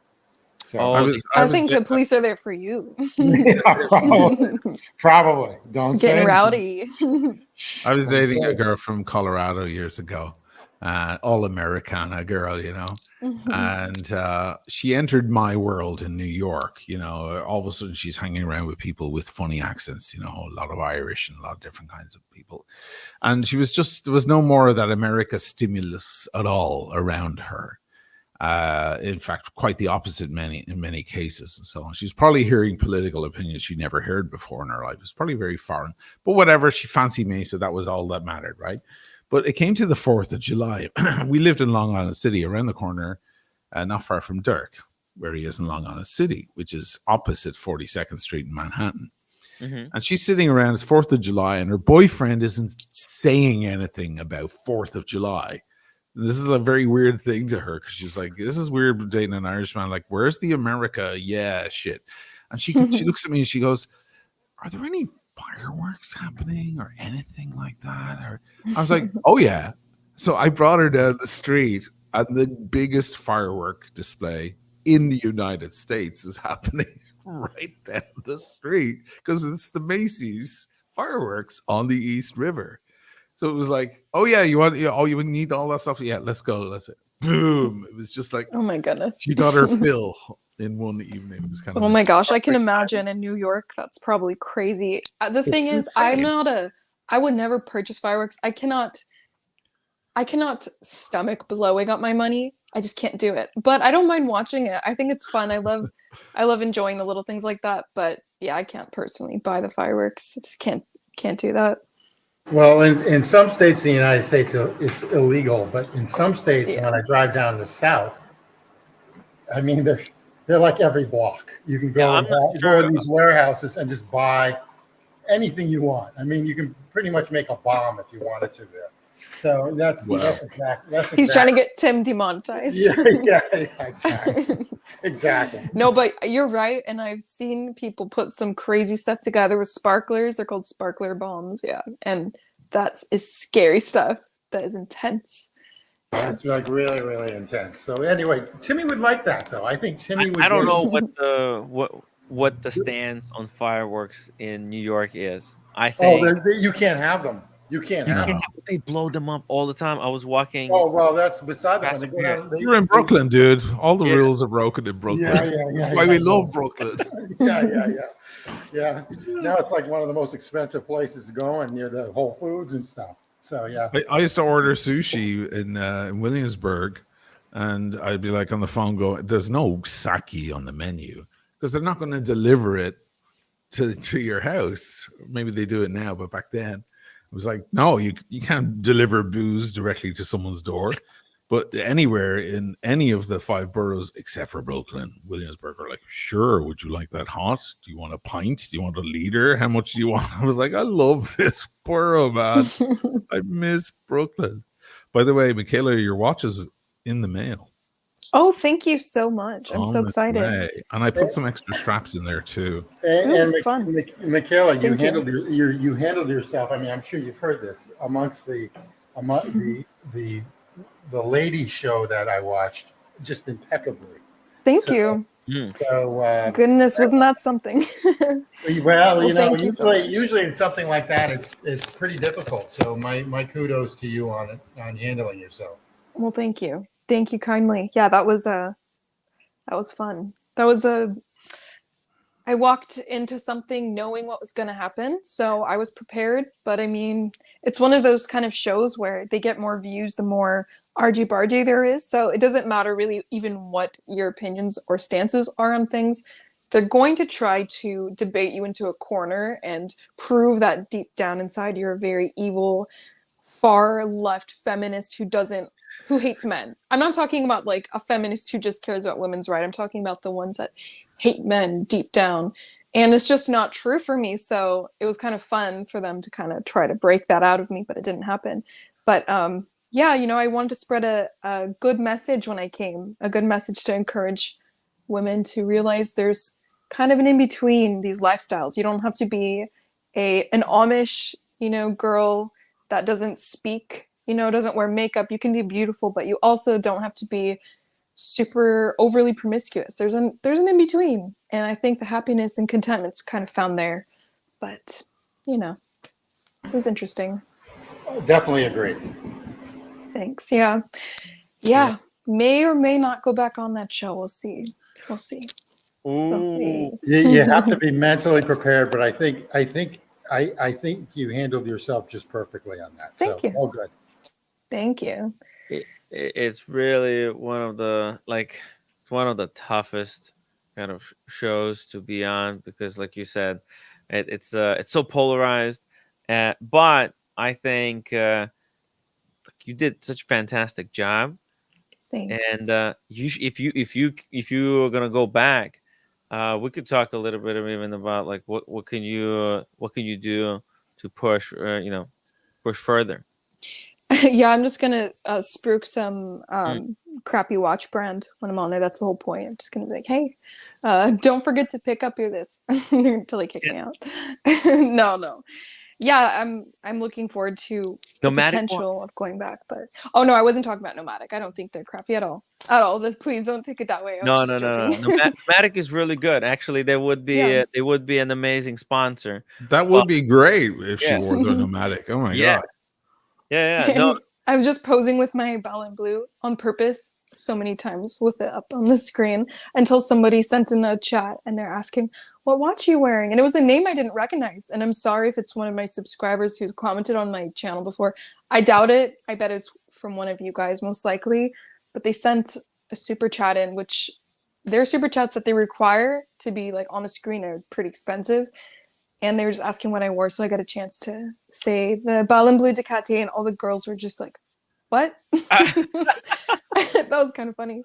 I'm going to clip that little moment. What? Yeah. Just the silence. That should be your one of your shorts on yeah. YouTube. I still got to chop some things up. I've been in such a whirlwind since I've gotten back. I haven't stopped doing stuff. I have like a sponsor waiting on me to deliver some clip in a video, and I'm just like, I just have a lot to do, and I haven't been doing it. So, yeah. What watch do you have on right now? I'm wearing the Ballon Bleu. Ballon Bleu. Beautiful. Cartier. And what kind of watch is Oisin sending you? He's sending me the Nomadic watch, the white one. What is it called again? The Tourist. I haven't actually looked. The Tourist 904. You want to pull it up and give the lads a bit of a... Yeah, let's see. Yeah, Tourist. It's the one with the... Because she was saying that all her watches are kind of dark, and the kind of dark nighttime dials. colors. Mm-hmm. And, she doesn't really have a summer watch. So I said, you know what? It would be perfect because it's 39 mils. And it wears like an Explorer 1, and it's white dial. Oh, I think I know this one. I think you shown it before on the screen. Yeah, there it is on the right. It's a really nice watch. Yeah, it's like a albino Explorer, right? It's a good looking watch. Yeah, exactly. That's what it looks like. What's the guts on it? Is it a Solita? I think it's an SW200. Yeah, probably. It's probably there, right there on the website. And I sent it with a baby blue strap and a white strap. Ooh, I'm excited. Nice, very nice. Nice, very exciting. That's a beautiful watch. I spoke to that's Eric nice. earlier, by the way, and I was like, "Do you have the tools? Can you size it for her?" And he's like, "Yeah, I got it." So it's all taken. Yeah, I'm a little spoiled in that way. I never have to do it myself. Well, I'm looking forward to it, and I'm excited to try the different straps too. That'll be fun. Thank you again. God, if you wear that, don't worry. If you wear it on that podcast, oh my God, Peter's head is going to explode. Which maybe you should, right? If Maybe you should, yeah. If it matches the We'll outfit, take you on as sponsor. Yeah. We shall see. See. and like they don't have like women's watches, unfortunately. Maybe this is something that they can get some of your input on. If the brand, like if you're like Oshin, right? Like you talk to the guys there at Nomadic, right? Yeah, Peter. Yeah. Have they ever discussed with you like what kind of watches they should make next or anything like that? Yeah. Well, he doesn't ask me. Yeah. He just kind of says, "Hey, this is our new project," and sends me like a a mock up, so I can give him a little bit of feedback. Yeah. But so far, what they've been doing, they've been aiming at the rugged man, right? The explorer, the Irish seafarer kind of stuff. But I think he's about to be shocked because, well, even if Michaela doesn't wear it on the big podcast, if she even does a little bit of a thing on her own channel, it's a 39 mil watch. Right now, Michaela has a 40 or a 42. Yeah, this is 42. This is huge. Right. It's very sleek, women can, well, so is this tourist. You'd be shocked. Women can wear watches that are too big for them because it comes off like a bangle, like a piece of jewelry. Mm-hmm. So it's still going to work. So I think it might expand his horizons. Let's see. Well, watches are always changing what's popular, and you should just do whatever you like, your style. Some people like smaller watches, some people like big watches. I don't think there's the right answer. I used to think that the 41 Submariner is better, but now I think the 40 is better. So and same thing with the Explorer. Is it the 40 or the 36? Is there a right answer? I kind of like both. So really, there's no wrong or right answer there. Yeah, there's definitely a point where anything can look ridiculous if it's too just gigantic or way too tiny, way too feminine on a man's wrist, vice versa. Of course, but I think outside of those drastic, points, I think it's important to actually wear something that you really like and you just truly love, because what else is the purpose? You're not wearing it necessarily to please others. You're wearing it for yourself, for your connection with that piece, and people who love watches understand that, and other people might not get it or like it, but ultimately that is what matters, is if it's you when you wear it. It's actually the point that Sean was making, and see, you guys agree, because it's like there's too many people on YouTube they kind of have ulterior motives, and I feel like with these platforms, so many people can just start making videos, but ultimately they have some their advice is not the product. Their advice is because they're selling something. They're always doing some kind of a business. And I think you guys can understand this. And, I think, Oshin has been really vocal in this area. And Michaela, you're doing something very similar in the fashion, like from the fashion angle, right? Yeah, when it comes to talking about style and yeah. And by the way, I'm going to drop the link to your channel because you've been actually doing a lot of videos covering a lot of watch topics and in a way kind of redefining the hobby. Thanks. Yeah, it's more from my perspective. I like to have fun with it. I just want there to be some passion and joy when talking about it. I think there's a lot of great channels that talk about such serious nitty-gritty details of everything. I like to have fun with it and just be a lighter presence, and that's pretty much all I'll ever be doing when it comes to my watch content, because that's what I like doing. So that's Yeah, what I Timmy, can who does the continue. little nitty gritty of all the watches? I wonder who that would be, huh? Nitty I gritty. mean, well, okay, that's not necessarily a I'm negative busting, thing. I'm busting, I'm busting. Well, no, but I just didn't mean it in a negative way. I guess what I mean is just the complicated details of everything going on, anything from the market to all the troubles and the dramas. Like, that's just not really my lane. But I don't think that's bad. My lane, I want it to be entertaining and fun. That's my lane. That's what I like. So, but yeah, nothing wrong with that stuff. Although I do try to stay out of drama as much as possible in the watch world, because there is plenty. Oh, there is plenty. It's one big high school showing, in my opinion. It's like everyone's still in high school and there's a bunch of cliques and everyone just wants to be in their little clique. And then what happens is that the cliques break off from each other and then they go back to these other cliques. It's just constant. It's almost mind-boggling. It's mind-boggling. Indeed. But I think your voice in the watch space matters because you're independent. You're not beholden to any brand. You're not trying to sell the watches, right? He's You're an doing, enthusiast. yeah, he's an enthusiast. And enthusiast voices is what YouTube was actually designed for. It carries a lot farther. It just does. These guys who are doing ads for their watches that they have in stock, their opinion is not really genuine. Their opinion is like, hey, this is the stock they have. They need to move it. And what's the easiest way to convince somebody how to buy something? By the way, we have John joining us. Which John is this? Hello? This is the John.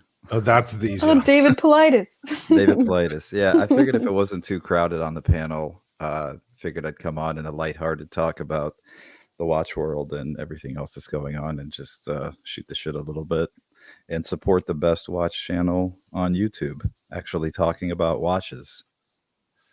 That was a subtle That's dig at you, me, Tim. That's you, Tim. Oh, That's you, Tim. Oh, am I supposed to point to who I think is the best? Okay. Hey, Oshin knows I love him, even if I disagree with him on certain No, things. it's just we disagree on plenty. I still love you, man, but it was a subtle dig because every time you're on my show, it's always heavy shit. So that's why I loved the eye bashers, because we just come on and just talk about everything else that's fun and lighthearted. Well, this is great. I get to sit back now. We've got John, we've got Michaela, we got the two Tims. Well, that's all I do anyways. I just sit back and just listen to everybody. Actually, this is a great panel, so I have nothing to say. Don't sell yourself short. Well, John, what do you have on the wrist? You're doing your Wimbledon. You don't have to show it up. Yeah, I still got the Wimbledon. I felt attacked when you guys were talking about selling a hype watch. John sold his Pepsi. I sunk in my seat a little bit. I was like, ooh, I felt it. It stung. Hey, Timmy, you do have a super chat. Sometimes you have to let it go. I mean, it's okay. It's okay. Joe 90, £2 super chat. Silly me sold 14 Rolex pieces recently. So what? Okay. Well, Congratulations, Joe 90. I don't know what that means. I don't know what that means. Maybe is that a bad thing or is that a good thing? Exactly. I don't know what that means. There's nothing wrong with coming into this hobby, getting every single Rolex you can, and then, maybe getting bored of it and thinking, now is the time to sail into the sunset in the watch hobby, get rid of everything. Maybe we'll start with a new brand if you still like watches, or maybe move on to a different hobby. What do you think, Michaela? What do you think of someone who sells all of their watches, all of their Rolexes? Is it like 14 Rolexes? Why did he buy so many Rolexes that he now had to sell? Well, that's the question. Do we know that he had to? Did he have to sell? That's a lot of money. I mean, yeah.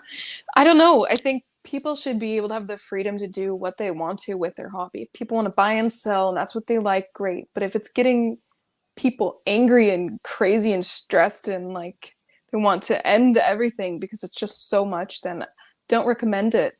If you want to just buy pieces you love, wear them, keep them. I mean, that's the thing. It's to each their own. I just think for some reason, there's so much controversy with all of that.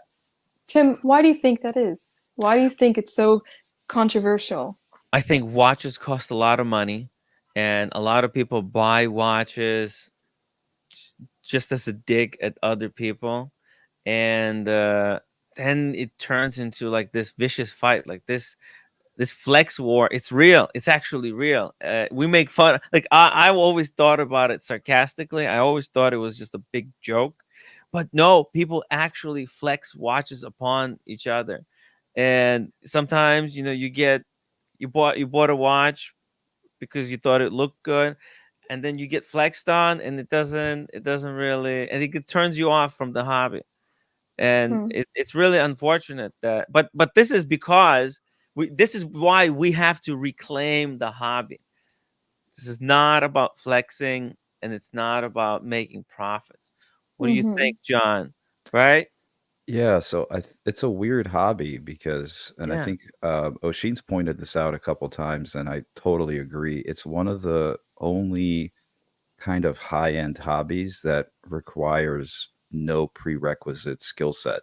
You just have to have enough money to purchase the item, and even then, you don't even have to have enough money because you can put it on a credit card. You can, put it on a payment plan. So even then, to me, the biggest flex is buying a watch and never worrying about the value because you don't care. You don't plan on selling it. So you only have tens of thousands of dollars to spend if you don't ever intend on getting it back, because that's how you're actually spending the money.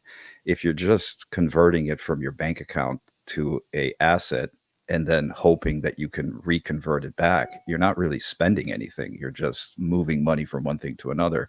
But it has become kind of like this weird dick measuring contest where, I have an AP, or I have a Pepsi, or I have a, gold date bust or gold day date. And that's like, it's like you're projecting that into the world. And I think the real issue for me has always been, the interests are always going to be there, but it's the hierarchy of interests that, matter. So if you're spending a lot of money, value retention will always be somewhere in the mix because you are spending tens of thousands of dollars. So value retention does matter to some extent. But to me, the insidious thing that's changed is that the value retention has overtaken the love of the item as the primary motivation for a lot of people. So they're not buying a GMT because they use the GMT function and they love the history and they love the way it looks and how it wears and how it makes them feel. They're buying it because it's a watch that retains value. And if they can get it from the AD, even better. And if they can't, then they figure, well, it's 16 or 20 now. If I buy it, it's probably not going to drop too much. And then it just becomes a wearable stock. That's all you're doing. You're just buying Apple stock or Rolex stock, and you're just wearing it on your wrist. And that kind of takes away from the actual hobby for me, or the passion. So yeah, I think it's changed a lot. And I think the influx of people that were never really interested in the hobby in the first place, but they saw the cash grab and they saw the potential for, doubling or at least adding 25% into their bank account based off a purchase. That's what I think drove the market up. But maybe those people are leaving now because they're seeing the market kind of starting to stabilize. It's a really good point. Actually, I have a comment that was left on Sheen's video that we can react to. This is really it's a really interesting comment. It says this is on your second TPG video. Somebody Okay. says, "Hey O'Malley, you may not like it. You may not like everything I have to say here, but ever since Roman started filming the trade shows, it has left a semi-bitter taste in my mouth. The way they handle these items that we cherish, it is no emotions. Sure, they are somewhat used dealing day in, day out, and therefore they see it happens as business. However, the treatment of watches in these shows has lost some value for me in a lot of these dealers. So basically, like, what do you think, guys? Like, seeing watches being kind of thrown around like just this thing. Yeah. Just What did like, Oshin call it? The fish market? Yeah, like the fish market. If There's you Yeah, just think about it, that's really a good analogy, boy. I mean, that's really, luxury yeah. luxury bazaar is actually a perfect name. mm-hmm. It's a bazaar. It's a It's bazaar. Yeah. Yeah, it's a Russian word there. It's a Tim, you, Turkish. Yeah, yeah. his watches are that's right. basically a Turkish bazaar. Yeah. They probably use the bazaar because that's like a Russian name for a market, Russian word for a market in Yeah, Russian. but it's not a I mean a bazaar is like a street market, Yeah. it's Canal Street. Canal Street would be a bazaar, do you really want to buy a luxury item in that kind of setting?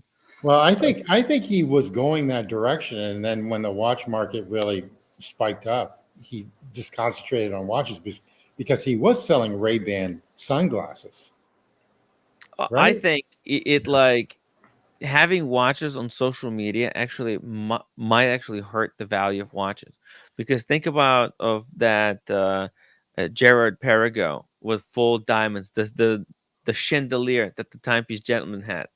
That watch should just be scrapped for diamonds and the gold in it, because timepiece gentleman owned it. He tried to sell it, lost a whole bunch of thousands, and then it flicks around. And because it's a one of one watches, that's it. That watch is done for. Nobody will want it. What do you think, Michaela? Do you think watches, should they be treated the way they're being treated, or does that kind of take away certain aura? I believe in energy. I think these items, they carry certain energy with them, and if they're like, they're supposed to be these, if they're works of art, then they should be treated like works of art, but they're being treated Yeah. like fish. You I think I Yeah. think on an emotional level, pardon me. I think on an emotional level, the way that watches are being bought and sold, just like it's like stocks. That was a good way to put it, or the fish Yeah. market or whatnot. That's a good way to put it. Of course, that's soulless. Of course, that makes something that people have, that are enthusiasts, people that have a passion and interest and like a connection with watches, and it connects people in a very special way. Of course, that's soulless. Of course, that is not, in my opinion, a beautiful or really good way to be treating watches. However, I do believe in free will, so I think, is it the best thing? No, people should be allowed to do it, but I think it might be something good that there are people like Oshin talking about it, you talking about it, this conversation here, that are just addressing it and pointing out the negatives to it, because perhaps some people are kind of forgetting what it is that they truly loved about watches, and they're getting caught up in this whirlwind of the fish market. So, I mean, do I think everything selling watches online the way that they're doing it should be shut down? No, but I think it is good to stand up for what you believe in. In this case, it would be, let's bring back some passion and some honor to these things, because the reason we loved them in the first place, most of us, a lot of us, is because truly there's so much craftsmanship that goes into each individual piece, and it's not just about a dollar sign. So I mean, it's a little bit complicated, but I do think it is good to talk about it. I think it's good to address it, and I agree, it's soulless, and it's kind of sad to see it. Yeah. What can you do? I think things are special because we treat them as special. Yeah, and I think that's what's missing now is that romance and that aspirational aspect of it, because that's why a lot of people were looking into these watches and aspiring to attain a certain status in life, or a certain level of income, or a certain, level of proficiency in a craft, and they kind of use these watches as a vehicle to celebrate and kind of like remember and memorialize that event. You figure, if you think about the watches you purchased, you remember where you were, why you bought it, you remember the first time you wore it, the first time you took it to the beach, and that romance and that aspirational thing is kind of taken away when all you're thinking about is the value of it. It's kind of like when people would flip houses. They would buy a house with no intentions of living in it, and then they would just sell it because they remodeled it, and then they would put it back on the market. But with their own house, with their own home, they're not doing that. They're forming memories in that home, and they're not really thinking about, oh, my house has, gone up in value. I'm going to sell it and make some money, because that's your home. So the value retention is great. And if you ever do need to move, for example, you know you're not going to lose money. And that's kind of what I think is lost. And maybe I'm being too romantic about it, but that's how I've always looked at these watches, and I've aspired to attain these pieces when I reached a certain level in my life, as far as whether it's age, whether it's a professional accomplishment. And each watch that I've purchased, I remember, the date that I bought it, why I bought it, and even parting with it, even if I made money.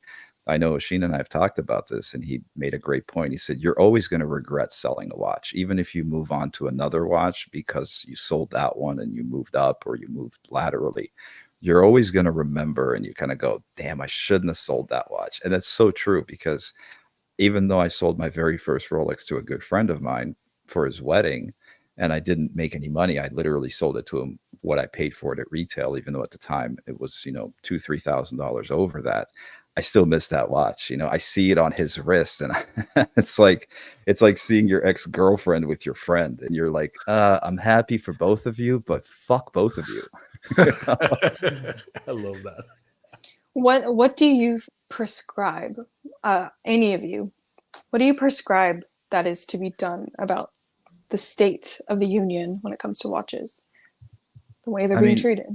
For me, I think it's all, at the end of the day, it's on the end user, because as much as people vilify the gray market wouldn't exist if they didn't have customers. And so as long as there's a demand, and as long as people are willing to pay these exorbitant amounts, the gray market is just going to provide that need. So for me, I think, again, everybody's an individual, and people are free to do what they want with their property once they purchase it. But I think for me, the reorientation has to take place in the motivation for buying the watch in the first place. Is it a passion? Is it something you really want? Do you really want a Rolex, or do you want a Rolex because everybody else has a Rolex and you think you want a Rolex because you want to stand out and fit in, and you want to have, that dick measuring contest at the Delta Lounge with the other travelers, and looking at a guy's wrist and going, that guy has a two-tone sub. He probably couldn't get the steel one. Fuck that guy. If you're doing that in your head, you're in this hobby for the wrong reason. Who do that in their head, legit. And I know people have done that. I've literally, when I had the Pepsi, I would walk by people and they're staring at my watch, and I would make eye contact with them, and I could feel the fuck you in their facial expression. Like you can just sense it's like that jealousy was oozing out of them. And I'm like, man, it's just a watch. It's just, you should have added to it and told them how you got it. Yeah, that would have made him even. Yeah, I should have. Would have been even worse. Yeah, I should have looked at the guy and said 8 months at retail. And he would have really flipped his lid. But to me, even that, like, to me, the gray market is not a flex either. For people that are just dumping money into this, I think getting it at the AD is a bigger flex, because you're showing patience, you're showing that you actually care about the product, and you're not just looking for that quick fix and that instant gratification. And I think the more you have to wait for it, to some extent, it actually makes the experience a little better, because you remember the process. And this is where I think people are losing the plot. They're focused on the results, not the process. And if you don't love the process, if you don't like the acquisition side of anything that's worth attaining, whether it's a talent that you're developing or a skill that you're trying to hone, I think that's where those quick fixes are kind of in our culture. But to me, the orientation has to change with the public, which is looking at these things as, something to be cherished, something to be, aspirational thing, not just something that you're just moving money around because you made, $500,000 off of Bitcoin, and now you don't really know what to do with it. So you're going to buy a gold date and you're 29 years old. It just loses a lot of that luster to me. So again, it's just my personal opinion. If anybody disagrees, by all means, but that's kind of how I look at these things. 29-year-old buying a gold date, it's so ridiculous, because it's like, right, there is a right watch for every person. And sometimes when you see a watch that doesn't match the person, it almost makes you question, like, are these people wearing that watch to make me think something of them? It's weird. It's weird. The watches are a very, very complicated hobby. Think of how bad it is for people wearing fake Rolex. Oh, Gotta be rough, man. it Walking is. around with that thing on your wrist every day, trying to be the big man, but you never wear. That's got to be rough. It's Sometimes always I've made that interesting. mistake, like to say, you know, I've because I don't know it's fake. 'Cause fakes these days are so good. I'll be like, oh, nice, and they'll kind of hide it. You go, oh, thanks very much, and change subject, and you're like, oh god. Yeah, the only conversation Yeah. I've actually had that run-in at an airport of all places. I was waiting on a flight and the guy had a two-tone bluesy, and I think at the time I was wearing my stainless steel sub date. And I just kind of looked over and I was like, "Hey, that's a nice watch." And he didn't fit the bill at all. And he goes, "Oh, this thing?" And I'm like, "Yeah." And he goes, "Oh, it's fake." Oh I'm wow. like, Ah. I'm like, "Well, okay." He's so said insecure it. about it that he is afraid that you could already tell, and so he's just going to call it out before you say something. Well, at least he was honest about it. Yeah. Yeah, it was weird because and What's I the had point? this yeah, it was kind of funny. It's almost like that I don't know if have you guys heard the term stolen valor? Yes. Yeah. Yeah, I like hear guys it a lot. yeah, guys pretending to be, you know, military badasses and all this stuff. And there's a guy that I work with he's a former Navy SEAL, and he has the joke that, you know, everybody's a Navy SEAL until they meet a real Navy SEAL, you know, and then they immediately, you know, they start having that conversation, or I did this, I did that. And then they go, well, you know, what did you do? And he goes, oh, I was in SEAL Team 10. And they're like, oh, shit. Never mind. Forget everything I just said. I was a cook. You know, they dropped the act real quick. So yeah, I don't know what the fake thing too. And some of these clones are amazing at this point. I mean, you can take it to the AD, and unless they open the back of it, they probably wouldn't be able to tell you if it's a genuine watch. So The conversation about fakes is so funny too. The emotional, psychological side, because a lot of people argue in general, talking about any luxury item. Okay, fake bags, fake shoes, a shirt with a print Prada on it, so people think it's a Prada shirt, but you actually got it from AliExpress or whatever. I think it's interesting because when these people are confronted about it, or when they're pushing, like for example, the Van Cleef and Arpels jewelry right now is hugely faked. You can go to a mall and you could see really, really like similar. Oh yeah, like they're like, oh no, it's not a replica. But when people are wearing it, they act like it's real, and they like to defend themselves when they talk about it, even publicly. They like to defend and say, well, why should I spend that much money when I could get it for cheap? I'm not so shallow that I need to spend that much money to prove myself. But don't you think it makes you look even more shallow that you care so much to be wearing a brand or a nice thing or a Rolex? You care so much that you're willing to put on a fake one. You care even more than the people actually purchasing the real stuff. And you're not willing to actually put in that money. It's just, to you, that appearance matters so much. And I would say more so than the people that just truly appreciate nice things. So I think that conversation is interesting. yeah, I mean, the mental gymnastics that somebody has to do to equivocate about something like that. I mean, you're pretending to participate in a lifestyle you are apparently against. Yeah. Like, you think about exactly. if you extrapolate what that really means, it's like you Why are they don't. against it? Maybe they just Yeah. aspire to it. It's just a strange. Didn't Conor McGregor say? I hate to refer to this guy. I'm not a fan of his, but he did say that he used to wear a lot of fake Rolex for years because in his mind he was preparing himself for success. Now, of course, he wears all the stuff he wants, Yeah. but he always would walk around with fake Rolex because he wanted to kind of, you know, it's that auto. What do they call this? Don't say autoerotic asphyxiation. That's not the right term. No, Don't not- say that, Oshi. We know you always bring that up. But this is what I don't get. You know, when I couldn't afford a Rolex, I was very happy with my G-Shock. You know, and I was very happy to purchase a Citizen because that was at the time the most expensive watch I ever bought. It was a $500 watch. You know, and so that's what I mean. Like it's there's tiers to this. You know, there's aspirations to this. It's like graduating high school and demanding a six-figure salary. You know, like that's not how it works, you know, or when you started in music, you know, immediately wanting to be signed to a major record label without playing any gigs and playing clubs and, you know, touring locally. Like it may happen, you may get that lucky, but you know, the other thing with this, with the fakes, I mean, it's a huge illegal market that's really exploitative of, you know, people in that labor.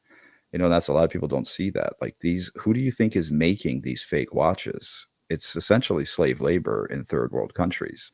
Right. So if you're purchasing these things, that's what you're supporting. You're supporting human trafficking. You're supporting exploitative labor. You're supporting violence against people that are essentially forced, you know, to make these replicas.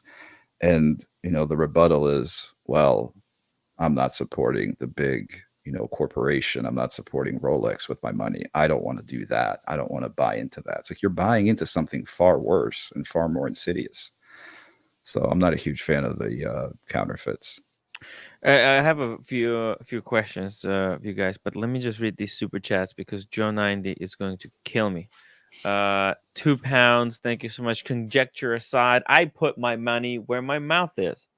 Thank you, Joe. And he continues. And if you're honest, our collections never complete. But why did you buy 14 Rolexes and then had to sell them? Okay, that's not normal. I understand if you bought one Rolex and then sold it, maybe you made a mistake, but you made that mistake 14 times in a row. Why do it? I don't know. Please explain. Taking time. Thank you so much for being a member for 28 months. This is a great content. Thanks for the whole panel, Oshin and Tim. You guys are the reason I got into the hobby. Appreciate both. Cheers to all. Thank you. Cheers, brother.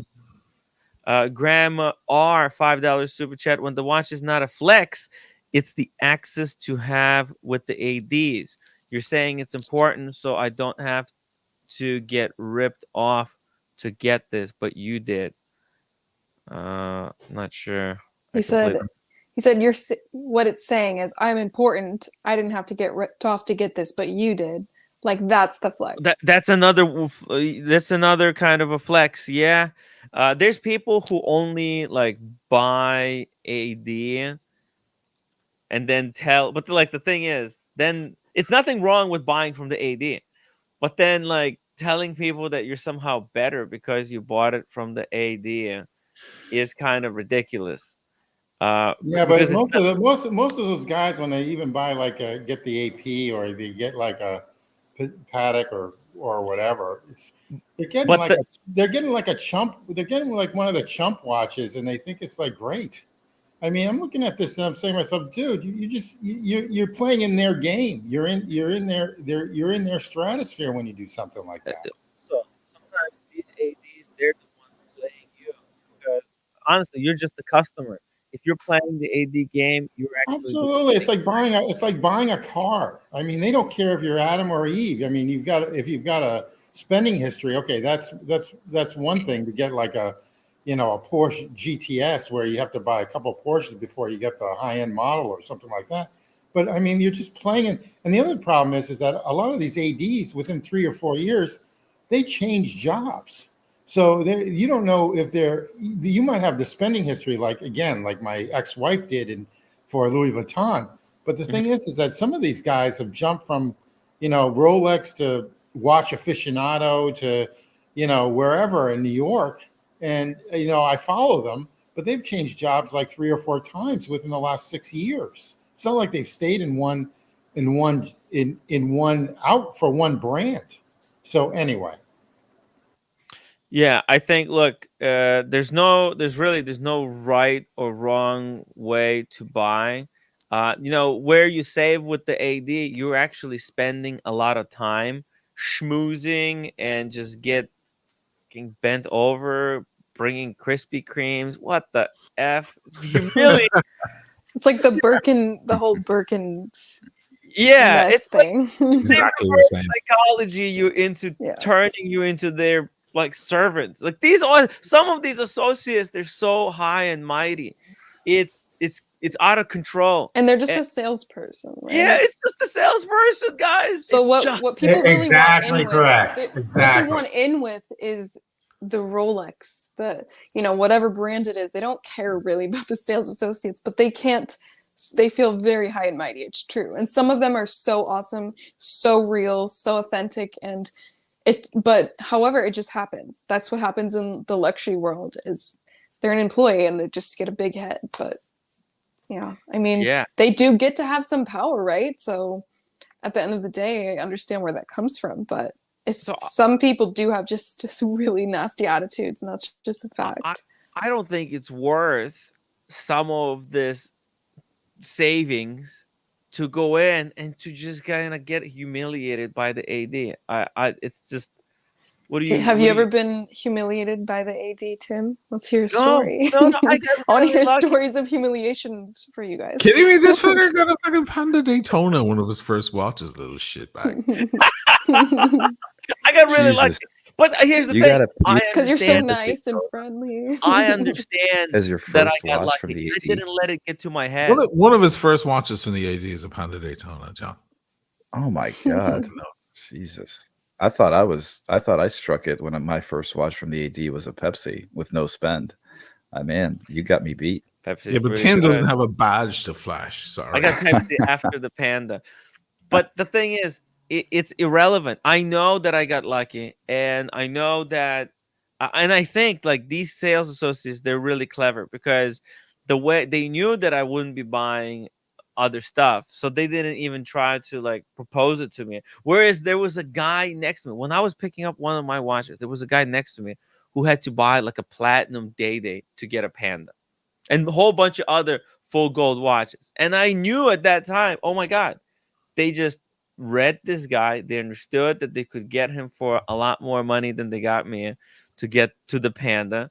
And I was just not, I didn't present myself like I'm a big spender, so I didn't have to spend anything. I just told them the truth, like, But this, I want this one. yeah, That one. and this really is true because every time people say, the list, there Yeah. is no list. It's not a list you can get on. I mean, to me, it's kind of like, I think Oshin used the analogy of flying. There's three ways of getting a first class seat. You either pay for it up front, you just pay for it, just spend the money and buy the first class ticket. Or you play the upgrade game where you have status with the airline and, you're able to kind of maneuver, use points, whatever, or you get that complimentary upgrade because you're platinum medallion status. And the third is just to get lucky, just to walk up to the counter, be charming. And maybe the person there's like, oh, I like this guy. Or the flight attendant starts flirting with you and they're like, hey, we got a seat in first class. Would you like to go up there? So those are really like those three avenues. And that's kind of the same thing with the AD. You either have to spend the money to get the pieces allocated to you that you really want. You just have to have that relationship, or you go gray, but getting lucky. I mean, it's like winning the lottery and then giving somebody financial advice. I'm in the same boat as you. Like, I would never recommend to somebody, oh yeah, just walk into an AD and ask for a Pepsi. I know that that's not a strategy. That's just something that worked out for me. And the same thing happened a couple of weeks ago. I was at the AD and just checking in, bought some earrings for my wife, and a guy came in and he was he's like, oh, I'm picking up a watch. And I'm like, oh, what are you getting? And he's like, I got that new gold GMT. And I'm like, the all gold GMT? He's like, yeah, I'm so excited. And I was like, oh man, that's an awesome watch. Congratulations. And he says, yeah, I'm hoping that I can use this to get a sub. And I'm like, holy shit, you're dropping 40 grand on a watch just to get a sub. And then he's picking up the watch, and I was talking to my salesperson. Because and I was talking to my salesperson into thinking that he either has to buy from the AD or he's not a man. But this is where the story gets even more twisted, because when I was talking to my salesperson, I said, hey, listen, I might be interested in another watch, and I'm looking at the Sky Dweller or the green bezel Submariner. And I said, I'll probably be back around August, to drop something else off. And she goes, I'll see you before then. Don't worry about it. And as I'm walking out, a guy walks in with his friend, and they start looking at the subs. And as I'm walking out, I can hear her say, oh, these are really difficult pieces to get. I'm not sure how long it's going to be, but, I can take your information. And I'm like, you just told me I'll see you before August. So she knows that she's going to get that piece in within the next couple of months. But this guy is under the impression that he's on the same list, or he's going to get on that list. It's like getting into a nightclub. I mean, I know it sucks to hear that. But it's like getting into a fucking nightclub You know, I never go to nightclubs anymore because back in the day when I was in a rock band and we had publicists send us all the time, we'd always get bumped up. So we never stood in line and there was always a table waiting for us and I got fucking spoiled. I'm never going to a nightclub again now because I'm no one. And I'll have to get down the back of the line and the 600 guys trying to get in. If you're a hot girl, you get in with all your 6 hot girlfriends. But, you know, the rest of us have to get in line. So it's just one of those things. It's just like, are you someone? Do you have a spend history? Are you a celebrity? Are you, you know, do we have any reason to give it to you? That's, you know, this is the luxury world, kids. Oh, Shane, it must have sucked being absolutely. Shane, it must have sucked just being a rock star. I can just no, I'm talking about I just busted on you. It's probably the now. best. It's the best VIP going, for Christ's sakes. Yeah. I mean, The only thing worse is being a former. Yeah, that's way where worse. I'm like, I'm not standing in line. I'm not going. I'm sure you remembered someplace that you could walk into some of these clubs. I'm sure. No, it's all gone. It's all gone. Now I'm a YouTuber talking about watches. But I made a different point that flies in the face of what you said earlier, John, some time ago, because there are people who say, listen, because you were making the point that, you know, the person who waits around, who's patient and wants that one piece and they wait for the AD and so on, they kind of somehow love the watch more. I'm paraphrasing, maybe I'm taking you out of context, but a lot of people do say that. I never go gray. I'll only ever buy from the AD at retail. I'll never pay a dime over retail. And my argument at the time was, well, that means you don't like the watch very much. Because if you love something, you'll pay a lot of money for it. You'll pay gray. You'll pay whatever, because the market value is the value. The AD value is winning the lottery. The market value is the actual value of the watch. The Pepsi is worth 20 grand. That's really what the Pepsi is worth. If you happen to get the call for the Pepsi, then you get very lucky and you get to pay 10 for it. But the argument was that why are you, surely time is more valuable than money. So if you're going to sit around for 3, 4, 8 years, whatever it takes to take that means you care more about the money than you do about this beautiful piece of art on your wrist. Sometimes they're not even saving money. Yeah, if you have to buy full gold watch to then get a Submariner, you're actually losing money. You're paying all told, more. especially now that gold pieces from Rolex go under retail.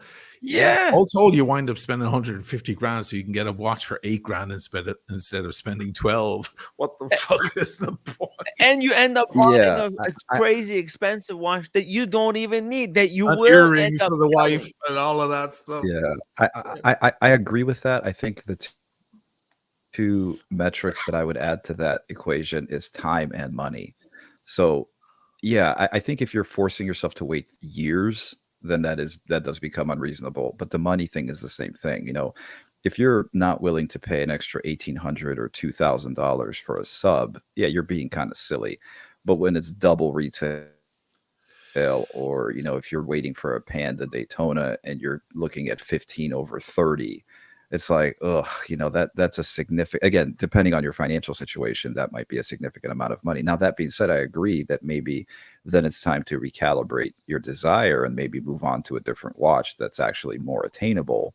But, you know, it's kind of like, you know, everybody would love to fly private, but nobody wants to pay for it. So, you know, at that point, do you really just want to get to your destination, or are you going to wait for the cheapest ticket on a private plane because you just want to fly private? So what matters to you more? So, yeah, that's a fair point. I don't really have a rebuttal for that. I think it's just more of the individual basis there that at some point it does become absurd, you know, to wait for 5 years because you're just not getting it at that point. Yeah, it depends on the situation. I'll give you an interesting example. I knew I was never getting a Daytona. Maybe by now, if I was, you know, harassing my AD still, which I gave up on, you know, quite some time. And I got a lot of quite some time ago. I got a lot of pieces from my AD over the years, but Daytona was still, you know, when you mention it, they look down at the desk and they shift their feet and they get a little weird because they don't want to tell me, listen, we like you, man. You're cool, but you ain't that cool. You're not on that list. Okay. That's a different list we got. Okay. And you just have to kind of read their facial expressions. That's what they're trying to say without saying it. And I wound up getting I don't like the Panda. They're I better. don't like the Panda Daytona as much as the black one, the black version of it, which is also a very sought after piece. So I call it the TIE Fighter, the black one. So I spent 24 on it. Now, at the time, it was 12. So I paid double. Now, it went up 6,000 in 1 week. And it went up again and again and so on. When I got out of the watch, it came back down to like 29.30, and I got most of that money back. I actually made 4,000 or 5,000 on it. So I paid double anyway. But the watches, again, I'm getting back to the fact that the real value of the watch, the real price of the watch is the market value of the watch. I paid 24. People are like, wow, you paid double retail for that watch. I got to have the watch. It was great. Too small for my wrist, unfortunately. But I got to have it. I enjoyed it, loved it, made some great videos on it, if I don't say so myself, and then got out of the watch at a profit nonetheless. Not the same profit as I would have gotten had I gotten it from the AD, but still a profit. So that makes a lot more sense too. And that's where, again, I think that's where the individualism comes in. The other thing we're like, again, this might be a quirk of mine, but the two things that the reason I've never bought a watch from the gray market, if it was a vintage watch, that's obviously where I would have to go. Yeah. But even then, I think I would go with the Rolex CPO. And then you're absolutely right. I would pay the extra money. But this is why I would be willing to pay extra on the Rolex CPO, where I'm not willing to pay for the gray, because I feel like with the Rolex CPO, the thing that was really important to me, and this is why I like the AD, is there's no question of authenticity. There's no question of any kind of shady dealings. The watch has a weird history. There's links missing. There's aftermarket parts, or something's not authentic. But the secondary thing is that, again, I like knowing that the watch has no history before me. Oh. You know, it's a virgin. It's a virgin watch, right? I get to make all the memories. I get to put all the scratches in it. I'm the first owner. And again, I don't know if that's maybe a little too romantic and too naive to some extent, but that's where my attachment to the emotional aspect of these watches comes into play, where it overrides that. So I'll give you an example. I'm looking at a birth year president, a Rolex day date, and on Chrono 24, all these other secondary markets, they're like between $18,000 and $20,000. Rolex CPO has it for like 23. I'm very much contemplating pulling the trigger on the 23 because of that level of authenticity and knowing that that watch has been serviced by Rolex. It's in optimal shape and it has all genuine parts, right. And I'm not going to have to worry like, this is a 40-some-year-old watch. Like, well, where has it been? What's in there? Do I have to get it authenticated? Is there any issues with history? So, I just think it's what matters to you in the moment. That's how I look at it, and that extra money is either justified or it's not. Mm-hmm. It's a really good point. I mean, like buying watches from Timepiece Gentleman. This is like now people who bought watches from him, and after they read the story on the New York Times, yeah, does that thing sit on by their bed now, like on their nightstand, like rejected, gathering dust? Does it make them cheating, sick? like a cheating girl? It's scary. You caught your girlfriend cheating, and now you're like, were there more than just that one guy? Was that the only time you cheated on me, or was there more? Yeah. You start to question everything. By the way, you should never, ever forgive a cheating girlfriend. It's just never to be done. I know I'm changing subject. She doesn't want you back. She doesn't want the kind of guy who would have her back.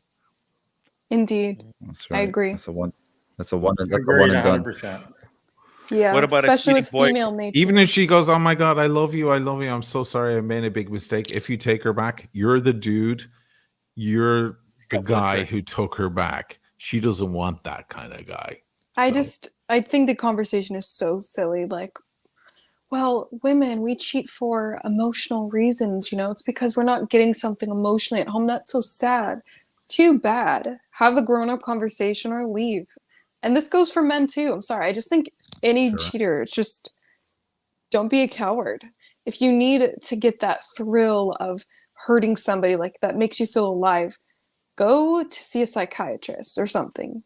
People aren't going to do that, but I say also let them go, or just expect that same behavior over and over because it's never going to stop. Carla We're just going to get better at Martin on lighting. this one as well. Carla's Or cheating boyfriend. Good point. Well, there's a great saying a buddy of mine said that everyone goes through a hoe phase, and try to go through your hoe phase before you're married because you'll go through it after if you don't.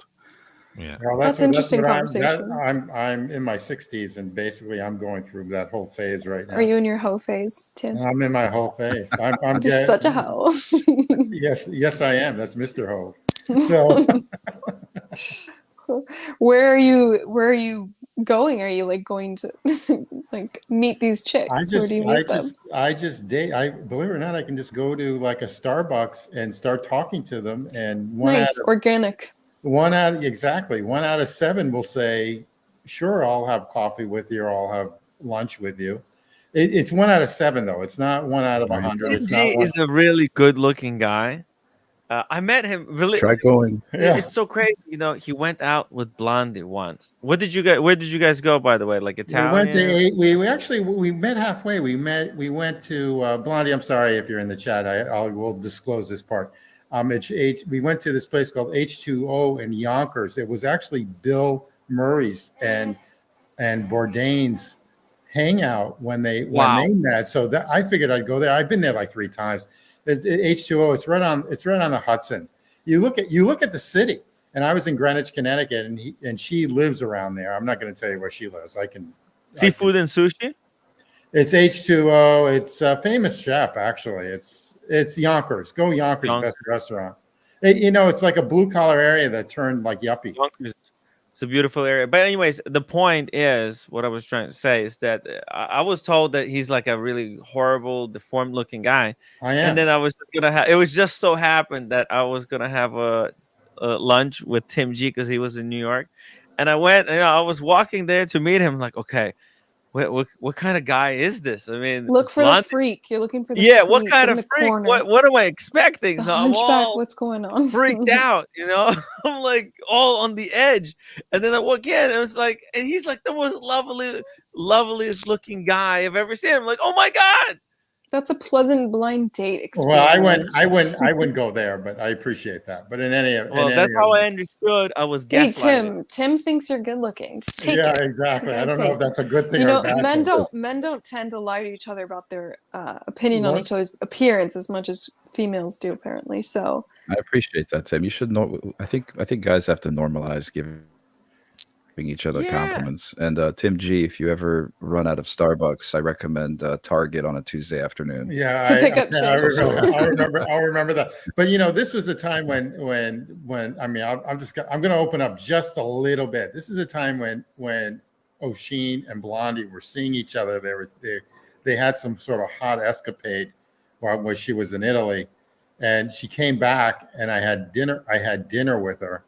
And basically, I'm saying to myself, why the fuck didn't those two just stay together? I mean, why didn't they? I mean, I'm not going to. O'Sheen, I know you're on the panel. You don't have to say anything. We don't want to go there.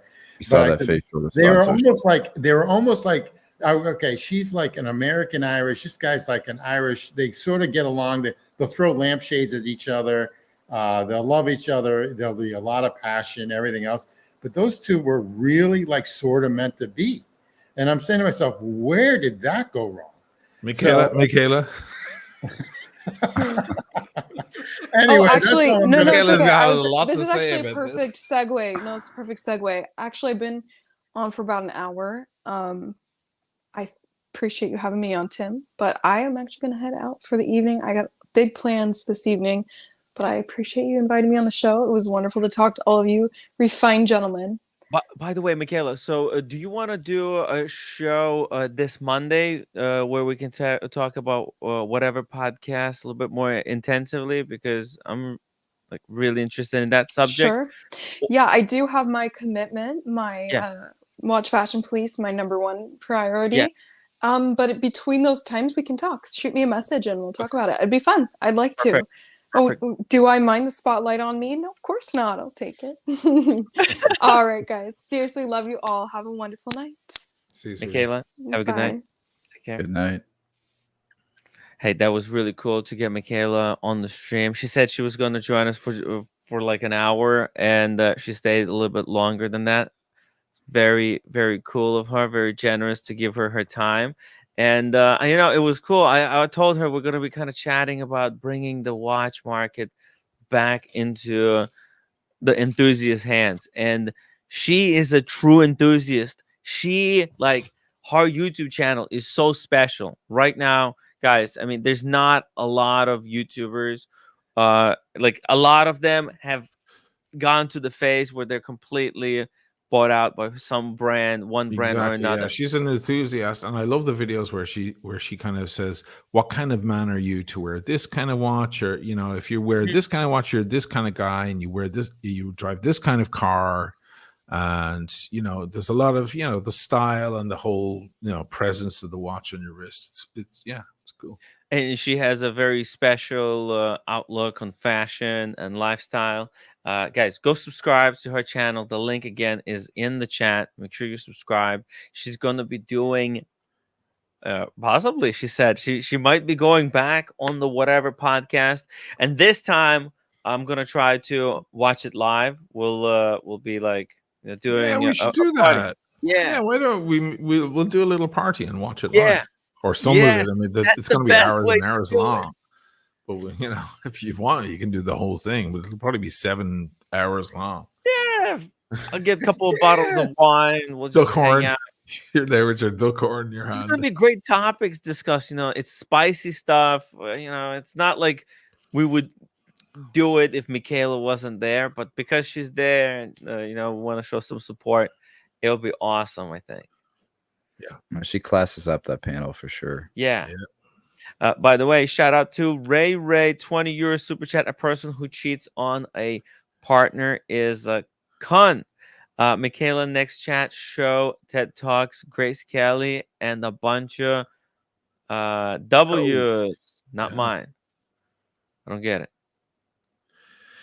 He's quoting Dirk actually there. Oh, okay. Ray's always a tiny bit cryptic. That's why we love him.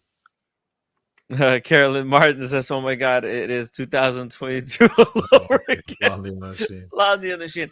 No. We were talking about like relationships. It could have been the great romance of the watch world. Do you remember back then? Yes. It was like, oh my God, is there a romance going to start in the watch? I thought you were gonna move to New York and live with Blondie happily ever after. You were all like, she has a big house. Why don't you move in? I don't have anywhere to live. Fuck.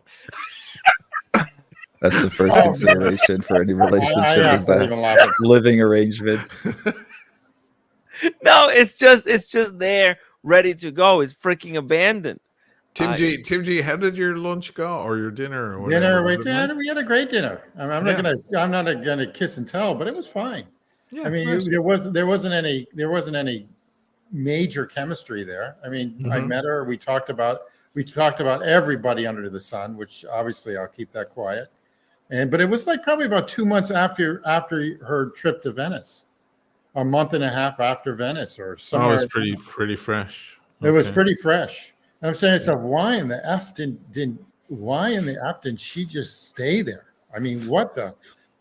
I mean, are you kidding? Stay in Venice? Well, yeah. Well, anyway, and you guys had emotion. I used to be on the chat more in the chat. I would say you guys need a room and all this other stuff. But the thing is that there was definitely tension there. There was definitely a ton of tension. It was sexual tension. It was not only hate, whatever, but there was sexual tension there. So that's all I've got to say on that. All right. We'll just leave it be at that. Sure. I'm seeing 3 people right now. I'm very happy. Well, people couldn't believe. People couldn't believe. I'm seeing 3 people right now in 3 different states, and I'm extremely ecstatic. All right. So you got to remember, when I was in high school, I was a nerd. All right. So this is all new. This is all new to me. So whatever. It's all confidence. You got that confidence. Either that or I can spend a little bit CEO of Apple. Tim Cook. Yeah. Yeah. He's kind of got that Tim Cook, but a little bit more hair. More hair, believe it or not. More hair. Yeah. Sheen hair. APIC 5 pound super chat. Oshin, why did you dump Blondie? I was nobody dumped anyone. Let's not get back into it. There was no dumping. No, there wasn't. Friends, and it just wasn't meant to Anyway, be. I've always learned if some chick invests time in you, okay, meaning she came to Italy, okay, or she met me halfway to a restaurant, which was like 20 miles away, which is not a big deal, but she actually flew to Italy. All right. Yeah. If you invest time, that's the number one rule for basically, like, she's heavily, I mean, this is no like big whatever, but she's heavily invested. Let's just put it that way. She's heavily invested. That's all. She's heavily invested in Oshin. Well, yeah, I mean, it makes sense why she went so hard after him, but I think, look, it is what it is. Past is the past. I think, it's best to move on. There's really, you know what? Even though there's some forces of attraction, ultimately they're forces of destruction. I tried, I tried to be very cool with Blondie, but it's just not meant to be. After a certain amount of trying, you do have to kind of move on, I think. And I think some people, they want the fairy tale to continue. Unfortunately, this YouTube stuff, it's not a movie. This is real life, and in real life, things sometimes don't work out perfectly like in every movie, right? And Well, people eventually, you know who your friends are. Let's just put it that way. Yeah. It's hard. It's hard, guys. APAZ 5 pound super chat. Shane, Blondie low key loves you. That's the vibe I get. Could there be a second chance, or has the ship sailed? You don't have to answer that. I'm not going to talk about it. Yeah, this is this is a weird conversation here. Sorry, John. We just remember the guiding rule for human behavior is most people do things for themselves, not to you. So that's something to consider. So even as much as people seem to be accommodating, most people are selfishly motivated to one degree or another. Very good point. You don't know a lot of Irish people, John. Irish people are duty first, self second. That's you know what, I guess that the Irish. There's a famous quote from The Departed, Martin Scorsese. I'm Irish. I'll live with something being wrong for the rest of my life. That's a quote from The Departed. That's right. So, well, and again, I'm aware of my own biases because the people I deal with aren't typically the best of the best in society. So my bullshit barometer is a little skewed. So an Irish divorce is 2 beds. That's an Irish divorce. That's right. But they just keep on keeping on. Unfortunately, that is true. That is absolutely true. That's a funny one, though. JT Harry says Tim G only has girlfriends in no sales tax states. That's true. That is true. That is true. And courting Wyoming, New Hampshire, where else? Seattle, Washington State. That is true. There you go. Anyway, Timmy, I will share one more thing. I put it through your WhatsApp app. The restaurant was this Yonkers place. So really a great restaurant. I mean, it's phenomenal. A famous chef. He's got a Michelin star or 1 or 2. It was really nice. And it's right on the river. You see it? No, I sent it on WhatsApp app. I'm pulling it up. It's this one right here. That's it right there. Nice. Look at that. On the water? Right on the water. I mean, it was a beautiful day. It was a beautiful day. It was a gorgeous day. Oh my God. You see the city. I mean, he's noted. And basically, again, it's Bill Murray's favorite restaurant. Bill Murray met Anthony Bourdain there way back. This was, obviously now I'm talking way back. Oh, Sheen, you're like Anthony Bourdain. Just don't commit suicide on me. That's all. Or Hemingway. But basically, I'm a big foodie, so I'll eat a hot dog on the street to $400, $500 per person meal, depending Yeah, I on love that. mood. I love that stuff That's a too. For some good-looking reason, place. I don't ever feel guilty when I'm dropping big money on a meal. I don't know either. why. I don't either. This I never doesn't feel occur guilty. to me. Yeah, Yeah, I love a dining experience. yeah, I love do it. too. Yeah. I love it. And This it was looks actually like a place that Oshin you would like, right? This kind of steak. Oh yeah, it looks great. Class act. Everything looks like all the Those are good. fish. If I was there, I'd eat fish. I wouldn't eat steak in a place like yeah? that. Yeah, because Yeah. they're going to have lots of fresh fish. Oh, A lot of places don't get to have that luxury, having some Mm. local fisherman dropping off beautiful fish at 6 a.m. in the morning. Mm. If they have it, take it. beautiful. What is this place called? X2O?